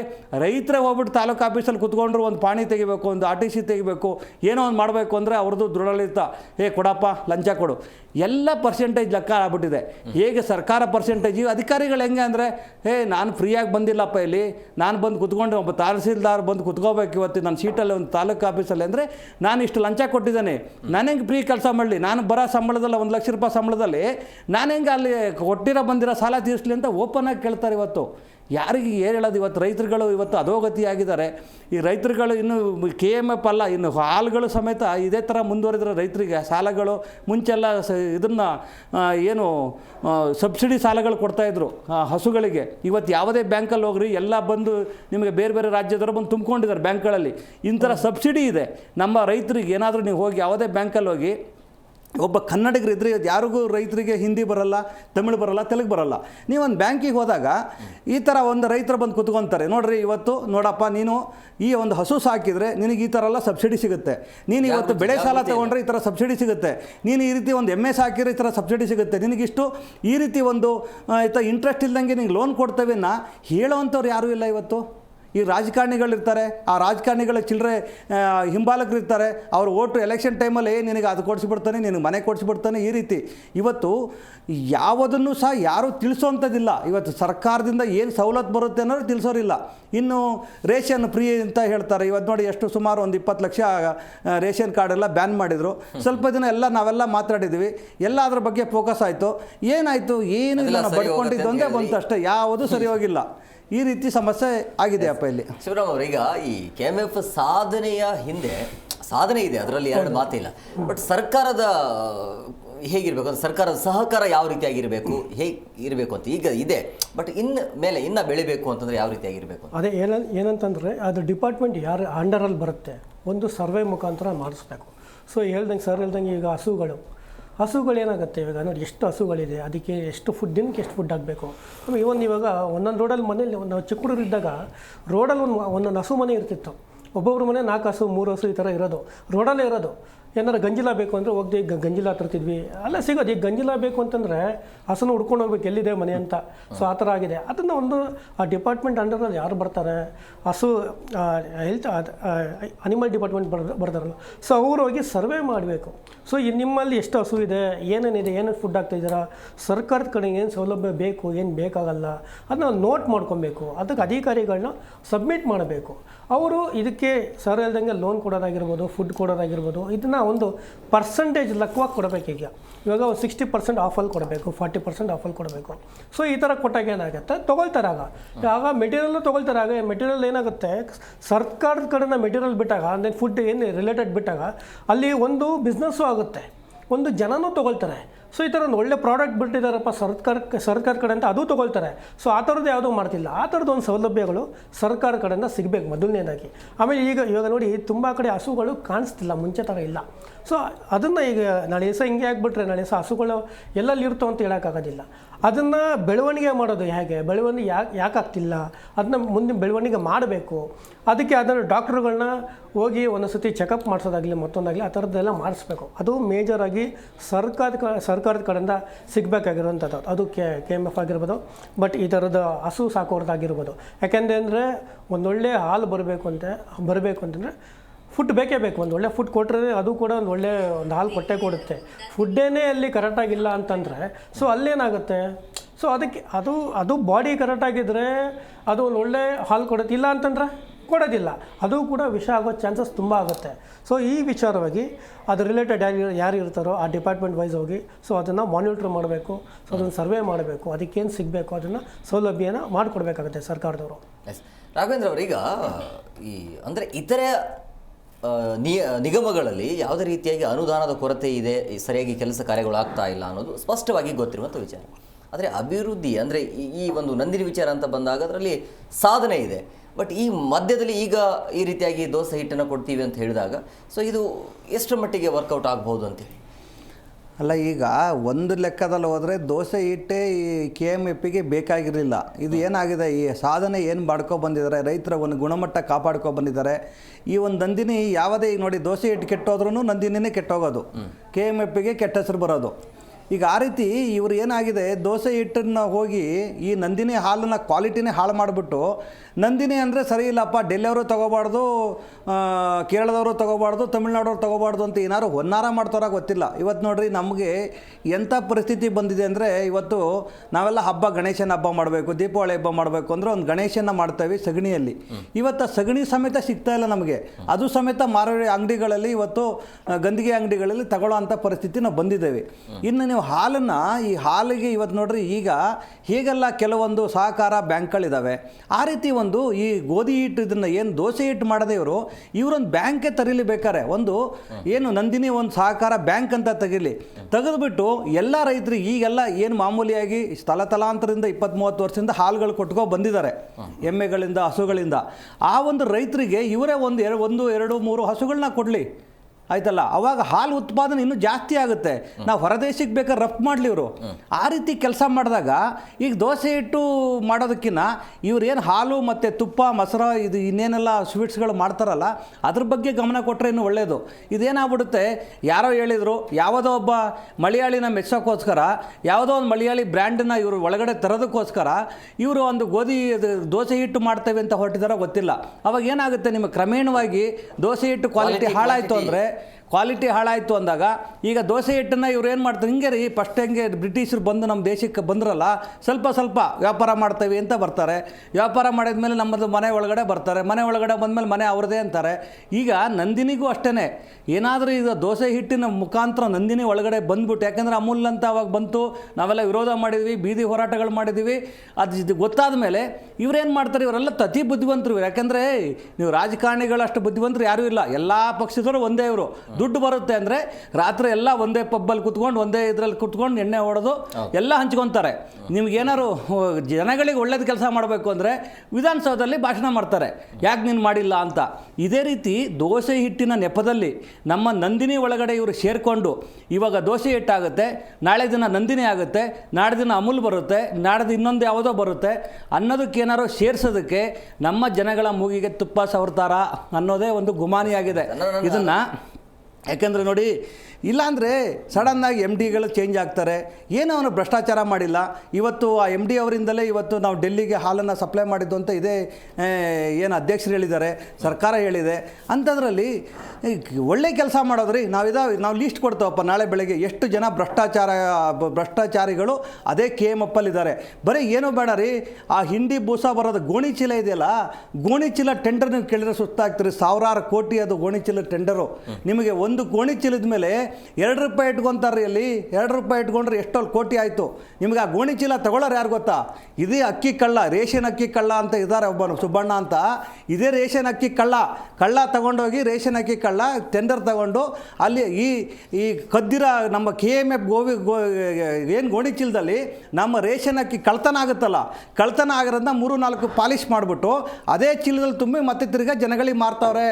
ಇವತ್ತು ಈ ರೀತಿ ಭ್ರಷ್ಟಾಚಾರಗಳು ಇದನ್ನೆಲ್ಲ ಎಲ್ಲ ಸರ್ಕಾರದವರಿಗೆ ಗೊತ್ತಿದೆ, ಮುಖ್ಯಮಂತ್ರಿಗೆ ಸಮೇತ ಅವ್ರದ್ದು ಅಲ್ಲಿಂದ ಒಂದು ಮಾಮೂಲಿಗಳು ಹೋಗ್ತವೆ, ಇದು ಯಾರಿಗೂ ಗೊತ್ತಿಲ್ಲ ಅಂತಲ್ಲ. ಈ ರೀತಿ ಒಂದು ದೌರ್ಜನ್ಯಗಳು ಅಲ್ಲಿರೋ ಭ್ರಷ್ಟಾಚಾರವನ್ನು ಅಲ್ಲಿಂದ ಕಡಿವಾಣ ಹಾಕುವಂಥ ಕೆಲಸ ಇವತ್ತು KMF ಅಧ್ಯಕ್ಷರು ಮಾಡಬೇಕು. ಮತ್ತು ಉತ್ತೇಜನ ಹಾಲ್ಗಳಿಗೆ ಇವತ್ತು ರೈತರಿಗೆ ಸಾಲಗಳನ್ನು ಇವರೊಂದು ಕೋಆಪರೇಟಿವ್ ಬ್ಯಾಂಕ್ ಮಾಡ್ಕೊಂಡು ಸಾಲ ಕೊಟ್ಟು ರೈತರಿಗೆ ಉತ್ತೇಜನ ಮಾಡುವಂಥ ಕೆಲಸ ಮಾಡಲಿ ಅಂತ ಹೇಳ್ತೇವೆ.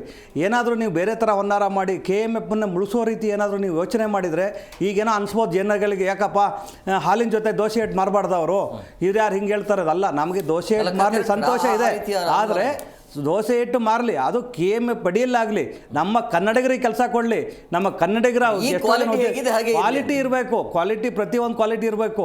ಯಾಕೆಂದರೆ ಹಾಲಲ್ಲಾದರೆ ಎಲ್ಲಿಂದ ಬಂತು ಏನಾಯಿತು ಗೊತ್ತಾಗುತ್ತೆ. ದೋಸೆ ಹಿಟ್ಟು ತಂದಿಲ್ಲ ಒಂದು ಲೋಡ್ ಮಿಕ್ಸ್ ಮಾಡಿಬಿಟ್ರು ಅಂದರೆ ಯಾರೋ ಹೋಗಿ ಏನೋ ಆಯಿತು ಅಂದ್ರಾಗ ನಮ್ಮ ಇಡೀ KMF, ಯಾಕೆಂದರೆ ನಮ್ಮ ಏನು ನಮ್ಮ ಕನ್ನಡದ ದೇವರು, ಕನ್ನಡದ ವರನಟ ಅವರು ಒಂದು ರಾಯಭಾರಿ ವಹಿಸ್ಕೊಂಡಿದ್ರು, ಅವ್ರ ಮಗ ಪುನೀತ್ ರಾಜ್ಕುಮಾರ್ ರಾಯಭಾರಿ ವಹಿಸ್ಕೊಂಡಿದ್ರು. ಇವತ್ತು ಯಾಕೆಂದರೆ ಆ ರೀತಿ ಏನಾರು ಆದರೆ ನಿಮಗೆ ಇಡೀ ಪುನೀತ್ ರಾಜ್ಕುಮಾರ್ ಅಭಿಮಾನಿಗಳು ನಾವೆಲ್ಲ ಕನ್ನಡಿಗರು ಇನ್ನು ಚೀಮಾರಿ ಹಾಕಿ ರೋಡಿಗಿಳಿತಾರೆ. ಯಾಕೆಂದರೆ KMFಗೆ ಏನಾದರೂ ಹೆಸರಿಗೆ ಧಕ್ಕೆ ಬರುವಂಥ ಕೆಲಸ KM ಅಧ್ಯಕ್ಷರಾಗಲಿ ಅಥವಾ ಸರ್ಕಾರ ಆಗಲಿ ಮಾಡ್ತು ಅಂದರೆ ಯಾರೂ ಕೂಡ ಕೈ ಕಟ್ಕೊಂಡು ಕೂತ್ಕೊಳ್ಳಲ್ಲ ಅನ್ನೋ ಒಂದು ಎಚ್ಚರಿಕೆ ಕೂಡ ಇವತ್ತು ನಾವು ಕೊಡ್ತೇವೆ. ಓಕೆ, ಮಾತಾಡೋಣ. ಬ್ರೇಕ್ನ ಸಮಯ ಆಗಿದೆ. ಬ್ರೇಕ್ ಆದ ಬಳಿಕ ಪ್ರಮುಖವಾಗಿ ಈಗ ಅದೇ ಅಂದರೆ ಈ ದೋಸೆ ಹಿಟ್ಟು ಕೊಡುವ ನೆಪದಲ್ಲಿ ಏನಾದರೂ ಕ್ವಾಲಿಟಿ ಕಮ್ಮಿ ಆದರೆ ಸಹಜವಾಗಿ ಅದು ಆಟೋಮೆಟಿಕಲಿ ಅದು ಮಾರ್ಕೆಟ್ ಬಿದ್ದು ಹೋಗಿಬಿಡುತ್ತೆ.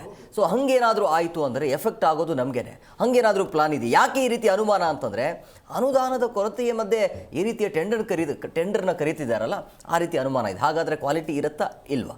ಶಿವರಾಮ್ ಅವರೀಗ ಸರ್ ಹೇಳಿದ ಹಾಗೆ ಎಲ್ಲೋ ಒಂದು ಕಡೆ ಈ ರೀತಿ ಅನುಮಾನ ಇರೋದು ಸಹಜ. ಯಾಕಂದರೆ ತಮ್ಮ ಇನ್ಕಮ್ಗಾಗಿ ಏನೋ ಒಂದು ಮಾಡಿ ಅದರ ಕ್ವಾಲಿಟಿ ಏನಾದರೂ ಕಮ್ಮಿ ಆಯಿತು ಅಂದರೆ ಅದು ಡಮ್ಮಿ ಆಗಿಬಿಡುತ್ತೆ. ಖಂಡಿತ ಹಂಗೇನಾದರೂ ಪ್ಲಾನ್ ಇದೆಯಾ? ಹಂಗೇನಾದ್ರು ಆಗ್ಬಿಟ್ರೆ ಏನಂತೇಳಿ? ಇಲ್ಲ, ಆ ಥರ ಆಗೋದಕ್ಕೆ ಇವ್ರು ಬಿಡೋದಿಲ್ಲ. ಯಾಕೆಂತಂದರೆ ಇದು ತುಂಬ ಯೋಚನೆ ಮಾಡಿರ್ತಾರಂತ ನನ್ನ ಪ್ರಕಾರ ಇರುತ್ತೆ. ಯಾಕೆಂದರೆ ಇದು ಬಂದರೆ ಇವಾಗ ನೋಡಿ ನಮಗೆ ಕೆಟ್ಟ ಹೆಸರು, ಇವಾಗ ನಂದಿನಿ ಅನ್ನೋ ಹೆಸರಿಗೆ ಕೆಟ್ಟ ಹೆಸರು ಬರುತ್ತೆ. ಸೊ ಅದನ್ನು ತುಂಬ ರಿಸರ್ಚ್ ಮಾಡಿರ್ತಾರೆ. ಇದು ಎಷ್ಟು ದಿನಕ್ಕೆ ಯೂಸ್ ಮಾಡಬಹುದು, ಇದನ್ನು ಒಂದು ಎಕ್ಸ್ಪೈರಿ ಡೇಟ್ ಅಂತ ಕೊಟ್ಟಿರ್ತಾರೆ. ಇವಾಗ 1 ತಿಂಗಳು, 15 ದಿವಸ, 2 ತಿಂಗಳು ಈ ಥರದ ಇಟ್ಕೊಂಡು ಯೂಸ್ ಮಾಡ್ಬೋದು. ಅಥವಾ ಇದನ್ನು ಎಲ್ಲಿ ಫ್ರಿಜ್ಜಲ್ಲಿ ಇಡಬೇಕಾ ಅಥವಾ ಕೂಲಿಂಗ್ ಪ್ಲೇಸಲ್ಲಿ ಇಡಬೇಕಾ ಅಥವಾ ಫ್ರಿಜ್ಜಲ್ಲಿ ಇಲ್ಲ ಅಂದ್ರೆ ನಡೆಯುತ್ತಾ? ಸೊ ಈ ಥರದ್ದೆಲ್ಲ ರಿಸರ್ಚ್ ಮಾಡ್ಕೊಂಡಿವರು ಬಂದಿರ್ತಾರೆ ಅಂತ ನನ್ನ ಅನಿಸಿಕೆ ಇರುತ್ತೆ. ಯಾಕೆಂತಂದರೆ KMFಲ್ಲಿ ಯಾವುದೇ ಒಂದು ಪ್ರಾಡಕ್ಟ್ ಬರಬೇಕು ಅಂದರೆ ಇದುವರೆಗೂ ಯಾವುದೂ ಅಲ್ಲಿ ಫ್ಲಾಪ್ ಆಗಿಲ್ಲ. ಎಲ್ಲೂ ಕೂಡ ಬ್ಲ್ಯಾಕ್ ಮಾರ್ಕ್ ಕೂಡ ನಾವು ಆಗದೇ ಇರಲಿ, ನಮಗೂ ಅದೇ ಖುಷಿ. ಅಂದರೆ ಈ ಥರ ರಿಸರ್ಚ್ ಮಾಡಿರ್ತಾರೆ ಅಂತ ನನ್ನ ಪ್ರಕಾರ. ಮೋರ್ ದೆನ್ ಇಲ್ಲ ಅಂದರೆ ನಿಮಗೆ ಒಂದು 6 ಮಂತ್ ಆಗಿರ್ಬೋದು, 1 ಇಯರ್ ಆಗಿರ್ಬೋದು, ಈ ಥರ ಒಂದು ರಿಸರ್ಚ್ ಟೀಮ್ ಇರುತ್ತೆ. ಈ ಥರದ್ದೆಲ್ಲ ನೋಡಿಕೊಂಡು ಇದೊಂದು ಬಿಡೋಣ ಅಂತ ಇದು ಪ್ಲ್ಯಾನ್ ಮಾಡಿ ಬಿಟ್ಟಿರ್ತಾರೆ. ಇವಾಗ ನೋಡಿ, ನಾವು ಯಾವುದೇ ಮಾಲ್ಗೆ ಹೋದ್ರೂ ಕೂಡ, ಯಾವುದೇ ಒಂದು ಮಾರ್ಕೆಟಿಂಗ್ ಇದಕ್ಕೆ ಹೋದ್ರೂ ಕೂಡ ಅಲ್ಲಿ ತುಂಬ ಬೇರೆ ಬೇರೆ ಪ್ರಾಡಕ್ಟ್ ಇದೆ. ಅಕ್ಕಿ ನಮಗೆ ರೆಡಿಮೇಡ್ ಸಿಕ್ಬಿಡುತ್ತೆ. ಈ ಥರದ್ದು ಇಡ್ಲಿ ರೆಡಿಮೇಡ್ ಸಿಗುತ್ತೆ, ಆಮೇಲೆ ದೋಸೆ ಇದೆ ರೆಡಿಮೇಡ್ ಸಿಗುತ್ತೆ. ಈ ಥರದ್ದೆಲ್ಲ ಪ್ರಾಡಕ್ಟ್ ಇದೆ. ನಂದಿನದು ಒಂದು ಬಿಡಬೇಕು ಅಂತ ಪ್ಲ್ಯಾನ್ ಇಟ್ಕೊಂಡು ಮಾಡ್ತಿದ್ದಾರೆ. ಬಟ್ ಬೇರೆ ಪ್ರಾಡಕ್ಟ್ಗೂ ಇದಕ್ಕೂ ತುಂಬ ವ್ಯತ್ಯಾಸ ಇರುತ್ತೆ. ಜನ ಖಂಡಿತ ಇದನ್ನು ತೊಗೊಳ್ತಾರೆ ಬೇರೆ. ಯಾಕೆಂದರೆ ಇವಾಗ ನೋಡಿ, ಬೇರೆ ತೊಗೊಂಡ್ರು ಕೂಡ ಅದು 1 ವೀಕ್ ಅಷ್ಟೇ ಯೂಸ್ ಮಾಡೋಕ್ಕಾಗುತ್ತೆ. ಅದಾದ ನಂತರ ಯೂಸ್ ಮಾಡೋಕ್ಕಾಗೋದಿಲ್ಲ ಈ ಕೆಲವೊಂದು ಪ್ರಾಡಕ್ಟ್ಗಳು ಇದು ರಿಲೇಟೆಡ್ ಇದು ಏನು ಮಾಡಿರ್ತಾರೆ, ಇದನ್ನೆಲ್ಲ ರಿಸರ್ಚ್ ಮಾಡಿ ಒಂದು ಒಳ್ಳೆಯ ಪ್ರಾಡಕ್ಟ್ನ ಬಿಡ್ಬೋದು. ಈಗ ಚೆನ್ನಾಗಾದರೆ ಕೂಡ ನೋಡಿ ಖುಷಿ ಆಗುತ್ತೆ, ಇಲ್ಲ ಅಂತಂದರೆ ಕೂಡ. ಬಟ್ ಅದು ನಮಗೇನೆ ಇಷ್ಟೆಲ್ಲ ನಾವು ಮಾತಾಡ್ತಾಯಿವಿ, ಇಷ್ಟೆಲ್ಲ ಕನ್ನಡಿಗೂ ಹೋರಾಟ ಮಾಡಿರ್ತಾರೆ. ಏನಾಗುತ್ತೆ, ನಮಗೆ ಒಂಥರ ಇದಾಗುತ್ತೆ, ಏನಪ್ಪ ಇಷ್ಟೆಲ್ಲ ಮಾಡಿದ್ರೆ ಇಂಥ ಕಳಪೆ ಪ್ರಾಡಕ್ಟ್ರು ಬಿಟ್ಬಿಟ್ರಲ್ಲ ಅಂತ ಹೇಳಿ ನಮಗೇನೆ ಒಂದು ಅಸಹ್ಯ ಆಗಿಬಿಡುತ್ತೆ. ಸೊ ಆ ಥರ ಆಗಬಾರ್ದು, ನಮಗೂ ಆ ಥರ ಆಗಬಾರ್ದು. ಒಂದು ಒಳ್ಳೆ ಪ್ರಾಡಕ್ಟ್ನೇ ಬಿಡ್ತಾರೆ. ಈ ಥರ ಏನಾದರೂ ಆಗೋದಿದ್ರೆ ಇವಾಗಲೇ ಅದನ್ನು ನಿಲ್ಲಿಸ್ಬಿಡಿ ಅಂತ ಹೇಳಿ. ಖಂಡಿತ ಆ ಥರ ಆಗಿರೋ ದಯವಿಟ್ಟು ಇವಾಗಲೇ ನಿಲ್ಲಿಸ್ಬಿಡಿ. ನಾವು ಇಷ್ಟೆಲ್ಲ ಹೋರಾಟ ಮಾಡ್ಕೊಂಡು ಬರ್ತಾಯಿದ್ದೀವಿ. ಇಷ್ಟೆಲ್ಲ ಹೋರಾಟ ಮಾಡಿ ನಮಗೆ ಅದು ಮಸೀವಲ್ಲಿ ಥರ ಆಗಬಾರ್ದು. ಅದು ಒಂದು ಒಳ್ಳೆ ಪ್ರಾಡಕ್ಟ್ ಇರಬೇಕು. ಯಾಕೆ ನೋಡಿ, ಯಾರೋ ಸ್ಟೇಟವ್ರು ಬಂದು ಇಲ್ಲಿ ಬಂದು ಇದನ್ನು ಟೆಂಡರ್ನ ಕಿತ್ಕೊತೇನೆ ಅಂತಂದರೆ, ಇದು ನೋಡಿ ಒಳಗಡೆ ಅವ್ರಿಗೆ ಆ ಥರ ಇರೋದ್ರಿಂದ ಕಿತ್ಕೊಳ್ಳೋಕೆ ಸಾಧ್ಯ ಇರೋದು. ಅವ್ರಿಗೇನು ಅಡ್ಜಸ್ಟ್ಮೆಂಟ್ ದುಡ್ಡು ಕೊಟ್ಟರೆ ಸಾಕು, ಏನು ಬೇಕಾದ್ರೂ ಆಗುತ್ತೆ ಅನ್ನೋ ಇದರಿಂದ ಇವತ್ತುಗಳು ಹಂಗೆ ಆಗ್ತಿರೋದಲ್ವ. ದುಡ್ಡು ಕೊಟ್ಟರೆ ಯಾರು ಬೇಕಾದ್ರೂ ಯಾವ ಸ್ಥಾನ ಬೇಕಾದ್ರೂ ಕೊಡ್ತಾರೆ. ಸೊ ಆ ಥರದಲ್ಲಿ ನಡೀತದೆ, ತುಂಬ ಜಾಸ್ತಿ ನಡೀತಾ ಇರೋದು ನಮ್ಮ ಕರ್ನಾಟಕದಲ್ಲೇ. ನೀವು ಬೇರೆ ಸ್ಟೇಟಲ್ಲಾದರೂ ಈ ಥರ ಅಷ್ಟೊಂದು ಕಡಿಮೆ ನಡೆಯುತ್ತವೆ. ಬಟ್ ಇಲ್ಲಿ ತುಂಬ ಜಾಸ್ತಿ ನಡೆಯುತ್ತೆ. ಅವ್ರವ್ರ ರಾಜ್ಯದಲ್ಲಿ ಅವ್ರವ್ರ ಪ್ರಾಡಕ್ಟೇ. ತಮಿಳ್ನಾಡಲ್ಲಿ ಅಂದರೆ ಅವ್ರದ್ದು ಲೋಕಲ್ ಪ್ರಾಡಕ್ಟೇ ಜಾಸ್ತಿ ಇದೆ, ತುಂಬ ಲೋಕಲ್ ಪ್ರಾಡಕ್ಟ್ ಇದೆ ನೀವೆಲ್ಲವರು. ಬಟ್ ಅವ್ರು ಏನು ಕೈಗಾರಿಕೆ ಏನಿರುತ್ತೆ, ಅವ್ರದ್ದೊಂದು ಪ್ರಾಡಕ್ಟ್ ಹೋಗ್ಬಿಟ್ಟು ಅಲ್ಲಿರೋರಿಗೆ ಕೆಲಸ ಕೊಡ್ತಾರೆ, ಅಲ್ಲಿರೋರ್ಗೆ ಅವ್ರ ಪ್ರಾಡಕ್ಟ್ನ ಸೇಲ್ ಮಾಡಿಸ್ತಾರೆ. ಬಟ್ ನಮ್ಮಲ್ಲಿ ಅದಿಲ್ಲ. ನಮ್ಮಲ್ಲಿ ಬರಬೇಕದು, ನಮ್ಮಲ್ಲಿ ಅವ್ರ ಥರದ್ದೊಂದು ಮಾಡಬೇಕು, ನಮ್ಮವ್ರಿಗೆ ಕೊಡಬೇಕು. ಒಂದು ವರ್ಷ ಕೊಡಿ, 6 ತಿಂಗಳು ಕೊಡಿ, ಅದನ್ನ ಬಿಟ್ಟು ನೋಡೋಣ. ಅಲ್ಲ ನಮ್ಮವ್ರಿಗೆ ಕೊಟ್ಟು ಇವಾಗ ಪ್ರಾಡಕ್ಟ್ ಹೊರಗಡೆ ಬಂದಮೇಲೆ ತಾನೇ ಅದು ಕಳಪೆ ಅಂತ ಗೊತ್ತಾಗುತ್ತೆ, ಚೆನ್ನಾಗಿರೋದು ಗೊತ್ತಾಗುತ್ತೆ. ನಾವು ಮಾಡೋಕ್ಕೆ ಬಿಡ್ದೇನೆ, ನಮಗೆ ಇಲ್ಲಿ ಬೆಳೆಯೋಕ್ಕೆ ಬಿಡ್ದೇನೆ ಈ ಥರ ಮಾಡ್ತಿದ್ದಾರೆ. ಇದನ್ನು ಇವರು ಸ್ಟಾಪ್ ಮಾಡಬೇಕು. ಬಟ್ ಎಲ್ಲ ಗೊತ್ತಿರುತ್ತೆ, ಎಲ್ಲ ಗೊತ್ತಿದ್ರೂ ಕೂಡ ಏನು ಮಾಡ್ಕೊಳಕ್ಕಾಗುತ್ತೆ, ಜನ ನಾವು ಹೆಂಗಿದ್ರು ಓಟ್ ಹಾಕ್ತಾರೆ, ನಮ್ಮ ಮುಂದೆ ಗೆಲ್ಲಿಸ್ತಾರೆ ಅನ್ನೋದು ಒಂದು ನಡೀತಾ ಇದೆ. ನೋಡೋಣ, ಇದು ಇವತ್ತು ನಡೀಬೋದು, ನಾಳೆ ದಿವಸ ಒಂದಲ್ಲ ಒಂದು ದಿವಸ ಅಂತ ಟೈಮ್ ಇರುತ್ತೆ. ಆ ಟೈಮ್ ಇರಿದಾಗ ಅವಾಗೆಲ್ಲ ಗೊತ್ತಾಗುತ್ತೆ. ಯಾರ್ಯಾರು ನೋಡಿ ಕನ್ನಡಕ್ಕೆ ಯಾರ ದ್ರೋಹ ಬಗ್ಗಿದ್ರೂ ಅವ್ರು ಯಾವತ್ತೂ ಉದ್ಧಾರ ಆಗೋಲ್ಲ. ಇವತ್ತೇನೋ ಅಲ್ಲಿ ಪ್ರೆಸೆಂಟಾಗಿ ಕೂತಿರ್ಬೋದು ಎಲ್ಲೋ ಒಂದು ಕಡೆ, ಕನ್ನಡ ತಾಯಿಗೆ ದ್ರೋಹ ಬಗ್ಗಿದ್ರೆ ಅವ್ರು ಯಾವತ್ತಿಗೂ ಸರ್ವನಾಶನೇ ಆಗೋದು. ಯಾಕಂದರೆ ಕನ್ನಡಿಗರು ಶಾಪ ತಟ್ಟುತ್ತೆ, ಸುಮ್ಮನೆ ಅಲ್ಲ ಅದು. ಯಾಕೆಂದರೆ ಇವಾಗ ಕೆಲಸ ಇಲ್ಲ ಅಂತಂದರೆ ಹೆಂಗೆ ಜೀವನ ಮಾಡಬೇಕು? ನಮ್ಮವ್ರಿಗೆ ಕೆಲಸ ಇಲ್ಲ ಅಂತಂದರೆ ನಮ್ಮವ್ರಿಗೆ ಕೆಲಸ ಫಸ್ಟ್ ಕೊಡಿ. ನಮ್ಮವ್ರಿಗೆ ಕೆಲಸ ಇಲ್ಲ, ನಮ್ಮವ್ರಿಗೆ ಕೆಲಸ ಕೊಡ್ದಿರೋ ಇವ್ರು ಯಾರ್ಯಾರಿಗೂ ಸ್ಟೇಟಲ್ಲಿರೋರು ಕೊಟ್ಟರೆ ಅವ್ರನ್ನ ಉದ್ಧಾರ ಮಾಡೋಕ್ಕೆ ಅವ್ರನ್ನ ಬೆಳ್ಸಕ್ಕೆ ಹೋದ್ರೆ ಅದೇನು ಅರ್ಥ ಆಗುತ್ತೆ? ಕರಿತಾ ಇದಾರಲ್ಲ, ಮೊದಲು ಕನ್ನಡಿಗರಿಗೆ ಆದ್ಯತೆ ಕೊಡಿ ಅಂತ. ಈಗ ನೋಡಿ ಏನಾಗಿದೆ, ನೀವು ಯಾವುದೇ ಟೆಂಡರ್ ತಗೊಳ್ಳಿ, KMF ದೋಸೆ ಇಟ್ಟು ತಗೊಂಡ್ರು ಈಗ ಹೊರ ರಾಜ್ಯದವರಿಗೆ ಕೊಡ್ತಾರೋ ಗೊತ್ತಿಲ್ಲ. ನೀವು ಯಾವುದೇ ರಸ್ತೆ ಕಾಮಗಾರಿ ತಗೊಳ್ಳಿ, ನೀವು ಯಾವುದೇ ರಸ್ತೆ ಕಾಮಗಾರಿ ಆಗಲಿ ಅಥವಾ ನಮ್ಮಲ್ಲಿ ಪಾರ್ಕಿಂಗ್ ವ್ಯವಸ್ಥೆಗಳಿದ್ದಾವೆ ಅವು ತಗೊಳ್ಳಿ, ನೀವು ಎಲ್ಲದೂ ಕೂಡ ಎಲ್ಲೋ ಬಾಂಬೆಯಿಂದ ಕರ್ಕೊಬಂದ್ಬಿಟ್ಟು, ಎಲ್ಲೋ ಅವನು ಗುಜರಾತಿಂದ ಕರ್ಕೊಬಂದ್ಬಿಟ್ಟು ಟೆಂಡರ್ಗಳು ಕೊಡ್ತಾರೆ. ಇದು ಯಾಕೆ ಅಂದರೆ ಆಂಧ್ರದವ್ರು ಇರ್ಬೋದು. ಇದು ಉದ್ದೇಶ ಇಷ್ಟೇ. ಈಗ ಕನ್ನಡದವ್ರು ಆದರೆ ನಾವೇನು ಮಾಡ್ತೇವೆ, ನಾನು ಯಾರೋ MLA ಕೊಟ್ಟ ತಕ್ಷಣ ಹೇಳ್ಕೊಬೋದು, ನಾನು 30% ಕೊಟ್ಟು ಈ ಟೆಂಡರ್ ತೊಗೊಂಡಿದ್ದೇನೆ, ಅಯ್ಯೋ ಯಾರೋ RT ಅದನ್ನು ಬರ್ತಾನೆ ಹಾಕ್ಬಿಡ್ತಾರೆ, RT ಹಾಕಿದ್ದಾರೆ, ಈ ಕ್ವಾಲಿಟಿ ಸರಿ ಇಲ್ಲ ಅಂತ. ಅವನಿಗೆ ನಾವೇನು ಮಾಡ್ತೇವೆ, ಓಪನ್ ಆಗಿ ಹೇಳ್ತಾರೆ. ಇಲ್ಲಿ ಆ ಒಂದು ಉದ್ಯಮಿಗಳಿಗೆ ಕೊಡ್ದಿರೋದು, ನಾನು MLA ಕೊಟ್ಟಿದ್ದೇನಪ್ಪ 30%, ಆ ರೀತಿ ಒಂದು ಹೇಳ್ಕೊತಾರೆ ಅಂತಲೂ ಗೊತ್ತಿಲ್ಲ. ಇವತ್ತು ಎಲ್ಲ ನಮ್ಮ ಸಂಪನ್ಮೂಲಗಳೆಲ್ಲ ಹೊರ ರಾಜ್ಯದರ ಪಾಲಾಗ್ತಾ ಇದೆ. ಈಗ ನಾವು ನೋಡಿ, ನಮ್ಮದು ಕಂಪ್ನಿ ಇದೆಯಪ್ಪ, TRS ಪ್ರೈವೇಟ್ ಲಿಮಿಟೆಡ್ ಅಂತ. ನಮ್ಮ ಕಂಪ್ನಿನೂ ಅರ್ಹರು ಇದ್ದಾವೆ, ನಾವೆಲ್ಲ ಸುಮಾರು ಟೆಂಡರ್ಗಳು ತೊಗೋಬೋದು. ಆದರೆ ನಮ್ಗೆ ಕೊಡಲ್ಲ. ಉದ್ದೇಶ ಏನಪ್ಪ ಅಂದರೆ, ನಮಗೇನಾದ್ರು ಕೆಲಸ ಕೊಟ್ಟರೆ ನಾವು ಕನ್ನಡಿಗರಿಗೆ ಕೆಲಸ ಕೊಡ್ತೇವೆ. ಅವು ಹೊರ ರಾಜ್ಯದವನಿಗೆ ಕೊಟ್ಟಾಗ ಏನು ಮಾಡ್ತಾನೆ, ಅವನ್ನೆಲ್ಲ ಮೇಲ್ಗಡೆಗೆ ಹೇಳ್ದಂಗೆ ಅಲ್ಲಿಯ GMಗಳಿರ್ಬೋದು, ಅಲ್ಲಿಯ ಪ್ರೊಡಕ್ಷನ್ ಇನ್ಚಾರ್ಜ್ಗಳಿರ್ಬೋದು, ಅಲ್ಲಿಯ ಮ್ಯಾನೇಜ್ಮೆಂಟ್ ಮಾಡೋದಿರ್ಬೋದು, ಎಲ್ಲರನ್ನೂ ಕೂಡ ಈ ಒಬ್ಬ ಬಾಂಬೆ ಕಂಪ್ನಿ ಕೊಟ್ಟರೆ ಅವನೇನು ಮಾಡ್ತಾನೆ, ಅವನಿರೋರನ್ನೇ ಹತ್ತಂದು ಹಾಕ್ಕೊತಾನೆ. ಅವ್ರ ಮೇಲ್ಗಡೆ ಎಲ್ಲರೂ ನೀವು ದೊಡ್ಡ ಹುದ್ದೆಗಳಲ್ಲಿ ಬಂದು ಕುತ್ಕೊಂಡವ್ರು ಏನು ಮಾಡ್ತಾರೆ, ಅವ್ರ ಕೆಳಗಡೆ ಇದ್ದವ್ರನ್ನ ಗೊತ್ತಿರೋ ಅಂಥವ್ರನ್ನ ಹಿಂದಿಗಳನ್ನೇ ಹಾಕ್ಕೊತಾರೆ. ಇವತ್ತು ನಮ್ಮ ಕರ್ನಾಟಕದ ಪರಿಸ್ಥಿತಿ ಅದೇ ಆಗಿರೋದು. ನೀವು ಯಾವುದೇ ಇಲಾಖೆಯಲ್ಲಿ ಹೋಗ್ರಿ, ಈಗ ಹೋಗಿ ಲಾಲ್ಬಾಗಲ್ಲಿ ಒಳಗಡೆ ಹೋಗ್ಬಿಟ್ಟು ನೀವು ಕೆರೆಯಲ್ಲಿ ಮೀನು ಹಿಡಿತಾ ಇರ್ತಾರೆ, ಅವ್ರು ನೋಡಿ ಯಾರೋ ಮಲಯಾಳಿ ಆಗಿರ್ತಾರೆ. ನೀವೆಲ್ಲೋ ಕಬ್ಬನ್ ಪಾರ್ಕಲ್ಲಿ ಹೋಗ್ಬಿಟ್ಟು ಸೆಕ್ಯೂರಿಟಿ ಗಾರ್ಡ್ ನೋಡ್ಕೊಳ್ಳಿ, ಅವ್ರು ಯಾರೋ ಒಬ್ಬನ ಹಿಂದಿ ಹೊಲ ಆಗಿರ್ತಾನೆ. ನೀವು ಎಲ್ಲಿದೆ ಕನ್ನಡ ಇವತ್ತು?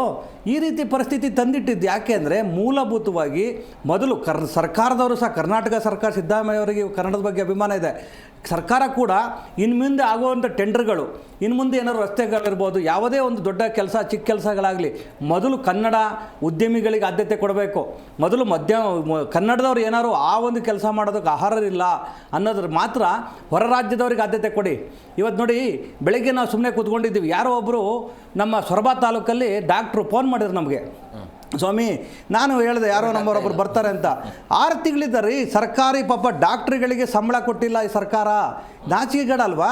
ಇವತ್ತು ಒಬ್ಬ ಪೇಷಂಟ್ ಕುತ್ಕೊತಾನೆ, ಅವ್ರ ಮುಂದೆ ಕುತ್ಕೊಂಡಾಗ ಒಬ್ಬ ಡಾಕ್ಟ್ರ್ ಅವ್ರಿಗೆ ಒಳ್ಳೆ ಟ್ರೀಟ್ಮೆಂಟ್ ಕೊಡಬೇಕು ಅಂದಾಗ ಅವರ ಮನಸ್ಥಿತಿ ಸರಿ ಇರಬೇಕು.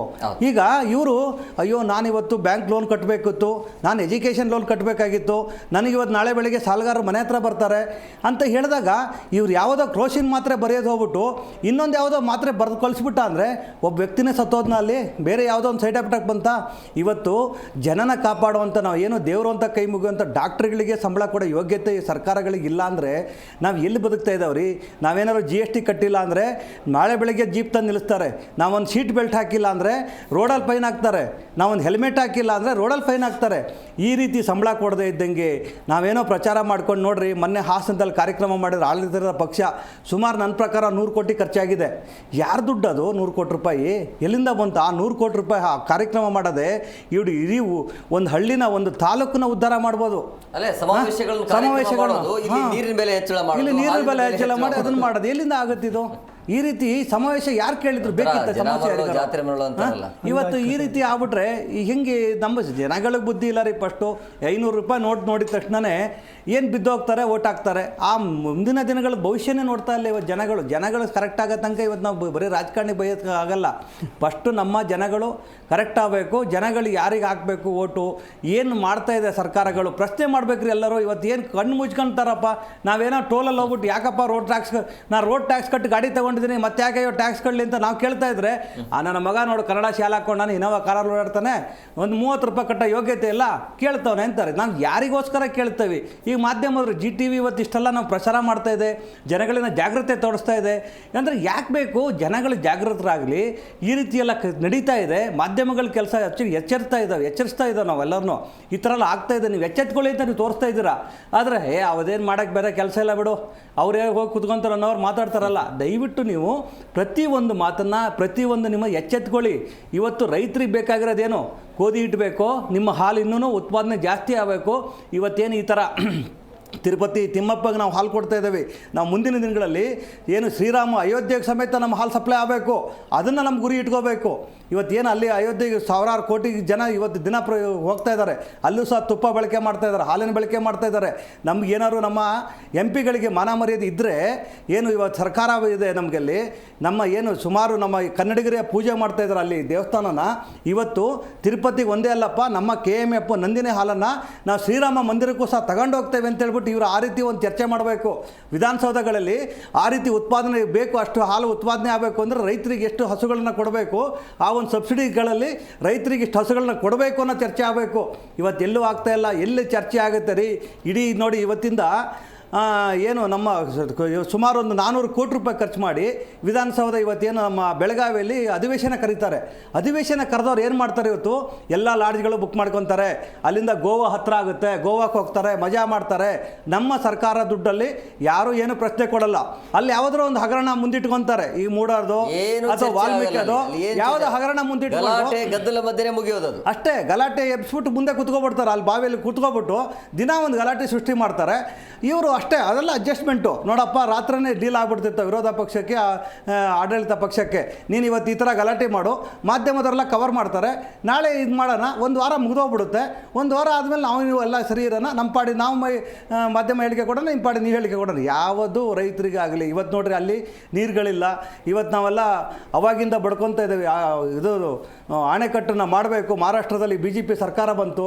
ಇವೆಲ್ಲ ನೋಡಿ ಇಲ್ಲಿ ಯಾವುದು ಹೇಳಿ ಒಂದು ನೀರಾವರಿಗಳು ಏನೋ ಪುಣ್ಯಕ್ಕೆ ಈ ಸಲ ಮಳೆ ಜಾಸ್ತಿ ಇದೆ, ಬೆಂಗಳೂರಿಗೆ ನೀರಿನ ಕೊರತೆ ಆಗಲ್ಲ ಅನ್ಸುತ್ತೆ. ಏನಾರು ನೀರಿನ ಕೊರತೆ ಇಲ್ಲ ಯಾವುದು ನೀರಿನ ಬಿಲ್ಲು ಜಾಸ್ತಿ ಆಗಿದೆ ಹೇಳ್ತಾವಲ್ಲ. ಇವತ್ತು ನಾವು ಪೂಜೆ ಮಾಡುವಂಥ ಸಗಣಿ ಸಮೇತ ದುಡ್ಡು ಕೊಟ್ಟು ತಗೊಳ್ಳೋ ಪರಿಸ್ಥಿತಿಗೆ ಇದ್ದೇವೆ ಅಂದರೆ ಮುಂದಿನ ದಿನಗಳಲ್ಲಿ ಹೇಗೆ ನಾವೆಲ್ಲ ಈ ಕೆಲವೊಂದು ಹೋಗಿ ಇವು ನೋಡಿ ಈ ಥರದೊಂದು ಚಿರತೆ ಇತ್ತು, ಈ ಥರದ್ದೊಂದು ಜಿಂಕೆ ಇತ್ತು, ಈ ಥರದ್ದು ಆನೆ ಇತ್ತು ಅಂತ ನಾವು ತೋರಿಸೋವಂಥ ಪರಿಸ್ಥಿತಿ ಕೆಲವು ಕಡೆ ಬಂದಿದೆಯಲ್ಲ. ಮುಂದಿನ ದಿನಗಳಲ್ಲೂ ಈ ಥರದೊಂದು KMF ಇತ್ತು, ಈ ಥರ ಹಾಲು ಕರಿತಾ ಇದ್ದೀವಿ, ಈ ಥರ ಹಾಲು ಬರ್ತಾ ಇತ್ತು ಅನ್ನೋದನ್ನ ತೋರಿಸುವಂಥ ಕೆಲಸ ಆಗಬೇಕಾಗುತ್ತೆ. ನಾವು ಎಸ್ ರಾಮ ಅವರು, ಈಗ ಕೊನೆಯದಾಗಿ ಅಂದರೆ ಈ ನಂದಿನಿಯ ಪ್ರಾಡಕ್ಟಲ್ಲಿ ಸರ್ಕಾರದ ಸಹಕಾರ ಹೇಗಿರಬೇಕು, ಏನು ಹೇಳ್ತೀವಿ? ಅದೇ ಮುಂಚೆ ಹೇಳ್ದಂಗೆ ಇವಾಗ ನೋಡಿ, ಇವಾಗ ನಂದಿನಿ ಬೂತ್ ತುಂಬ ಕಡೆ ಇದೆ, ಎಲ್ಲೆಲ್ಲಿ ಹೋದ್ರೂ ನಂದಿನಿ ಬೂತ್ ಇದೆ, ರೋಡಲ್ಲಿ ನಂದಿನಿ ಬೂತ್ ಸಿಗ್ತಾ ಇದೆ. ಸೊ ಅದೇ ರೀತಿ ಈಗ ದೋಸೆ ಹಿಟ್ಟು ಏನಿದೆ, ಸೊ ಅದೇ ಥರದ್ದು ಅದೊಂದು ಬೂತ್ ಮಾಡಬೇಕು. ಬರೀ ದೋಸೆ ಹಿಟ್ಟು ಇಡ್ಲಿ ಹಿಟ್ಟು ಮಾಡಬೇಕು.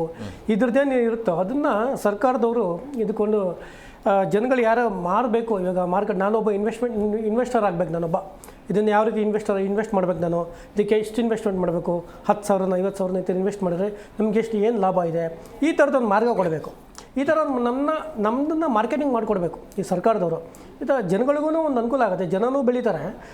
ಈಗ ಒಂದೊಂದು ಏರಿಯಾಗೂ ಒಂದೊಂದು ಈ ಥರ ಬೂತ್ ಅಂತ ಹಾಕ್ಬಿಟ್ಟಿದೆ, ಇದನ್ನೇ ಒಂದು ಬೂತ್ ಅಂತ ಹಾಕ್ಬಿಟ್ರೆ ಸೊ ಅಲ್ಲಿರೋರ್ಗೂ ಹತ್ರ ಆಗುತ್ತೆ, ಅಲ್ಲಿರೋರು ಖರೀದಿ ಮಾಡ್ತಾರೆ, ಅಲ್ಲಿರೋ ಜನನೂ ಒಂದು ಏನಾಗುತ್ತೆ, ಬಿಸ್ನೆಸ್ಸು ಆಗುತ್ತೆ, ಅಲ್ಲಿರೋರು ಒಂದು 4 ಜನಕ್ಕೆ ಕೆಲಸನೂ ಸಿಗುತ್ತೆ, ಒಂದೊಂದು ರೋಡಲ್ಲೂ ಕೆಲಸ ಸಿಗುತ್ತೆ. ಸೊ ಈ ಥರದ್ದೊಂದು ಸರ್ಕಾರದವರು ಸೌಲಭ್ಯ ಥರದ್ದೊಂದು ಬ್ಯಾಕ್ ಎಂಡ್ ಸಪೋರ್ಟ್ ಕೊಟ್ಟರೆ ಸೊ ತುಂಬ ಒಂದು ಅನುಕೂಲ ಆಗುತ್ತೆ ಇದು KMFಗೆ. Yes, okay sir. So quick ಆಗಿ ಸರ್, ಕೊನೆಯದಾಗಿ ಅಂದರೆ ಏನು ಹೇಳ್ತೀರಿ ಈಗ ನಂದಿನಿ ಬಗ್ಗೆ ಆಗಿರ್ಬೋದು ಅಥವಾ ಸರ್ಕಾರದ ಬಗ್ಗೆ? ನೋಡಿ, ಇದು ನಮ್ಮ ನಂದಿನಿ, ಕರ್ನಾಟಕದ ಹೆಮ್ಮೆಯ ನಂದಿನಿ. ನೀವು ದೋಸೆ ಹಿಟ್ಟಾರು ಮಾಡಿ, ರಾಗಿ ಹಿಟ್ಟಾರು ಮಾಡಿ, KMFಗೆ ನಂದಿನಿಗೆ ಕಳಂಕ ತರುವಂಥ ಕೆಲಸ ಮಾಡಬೇಡಿ.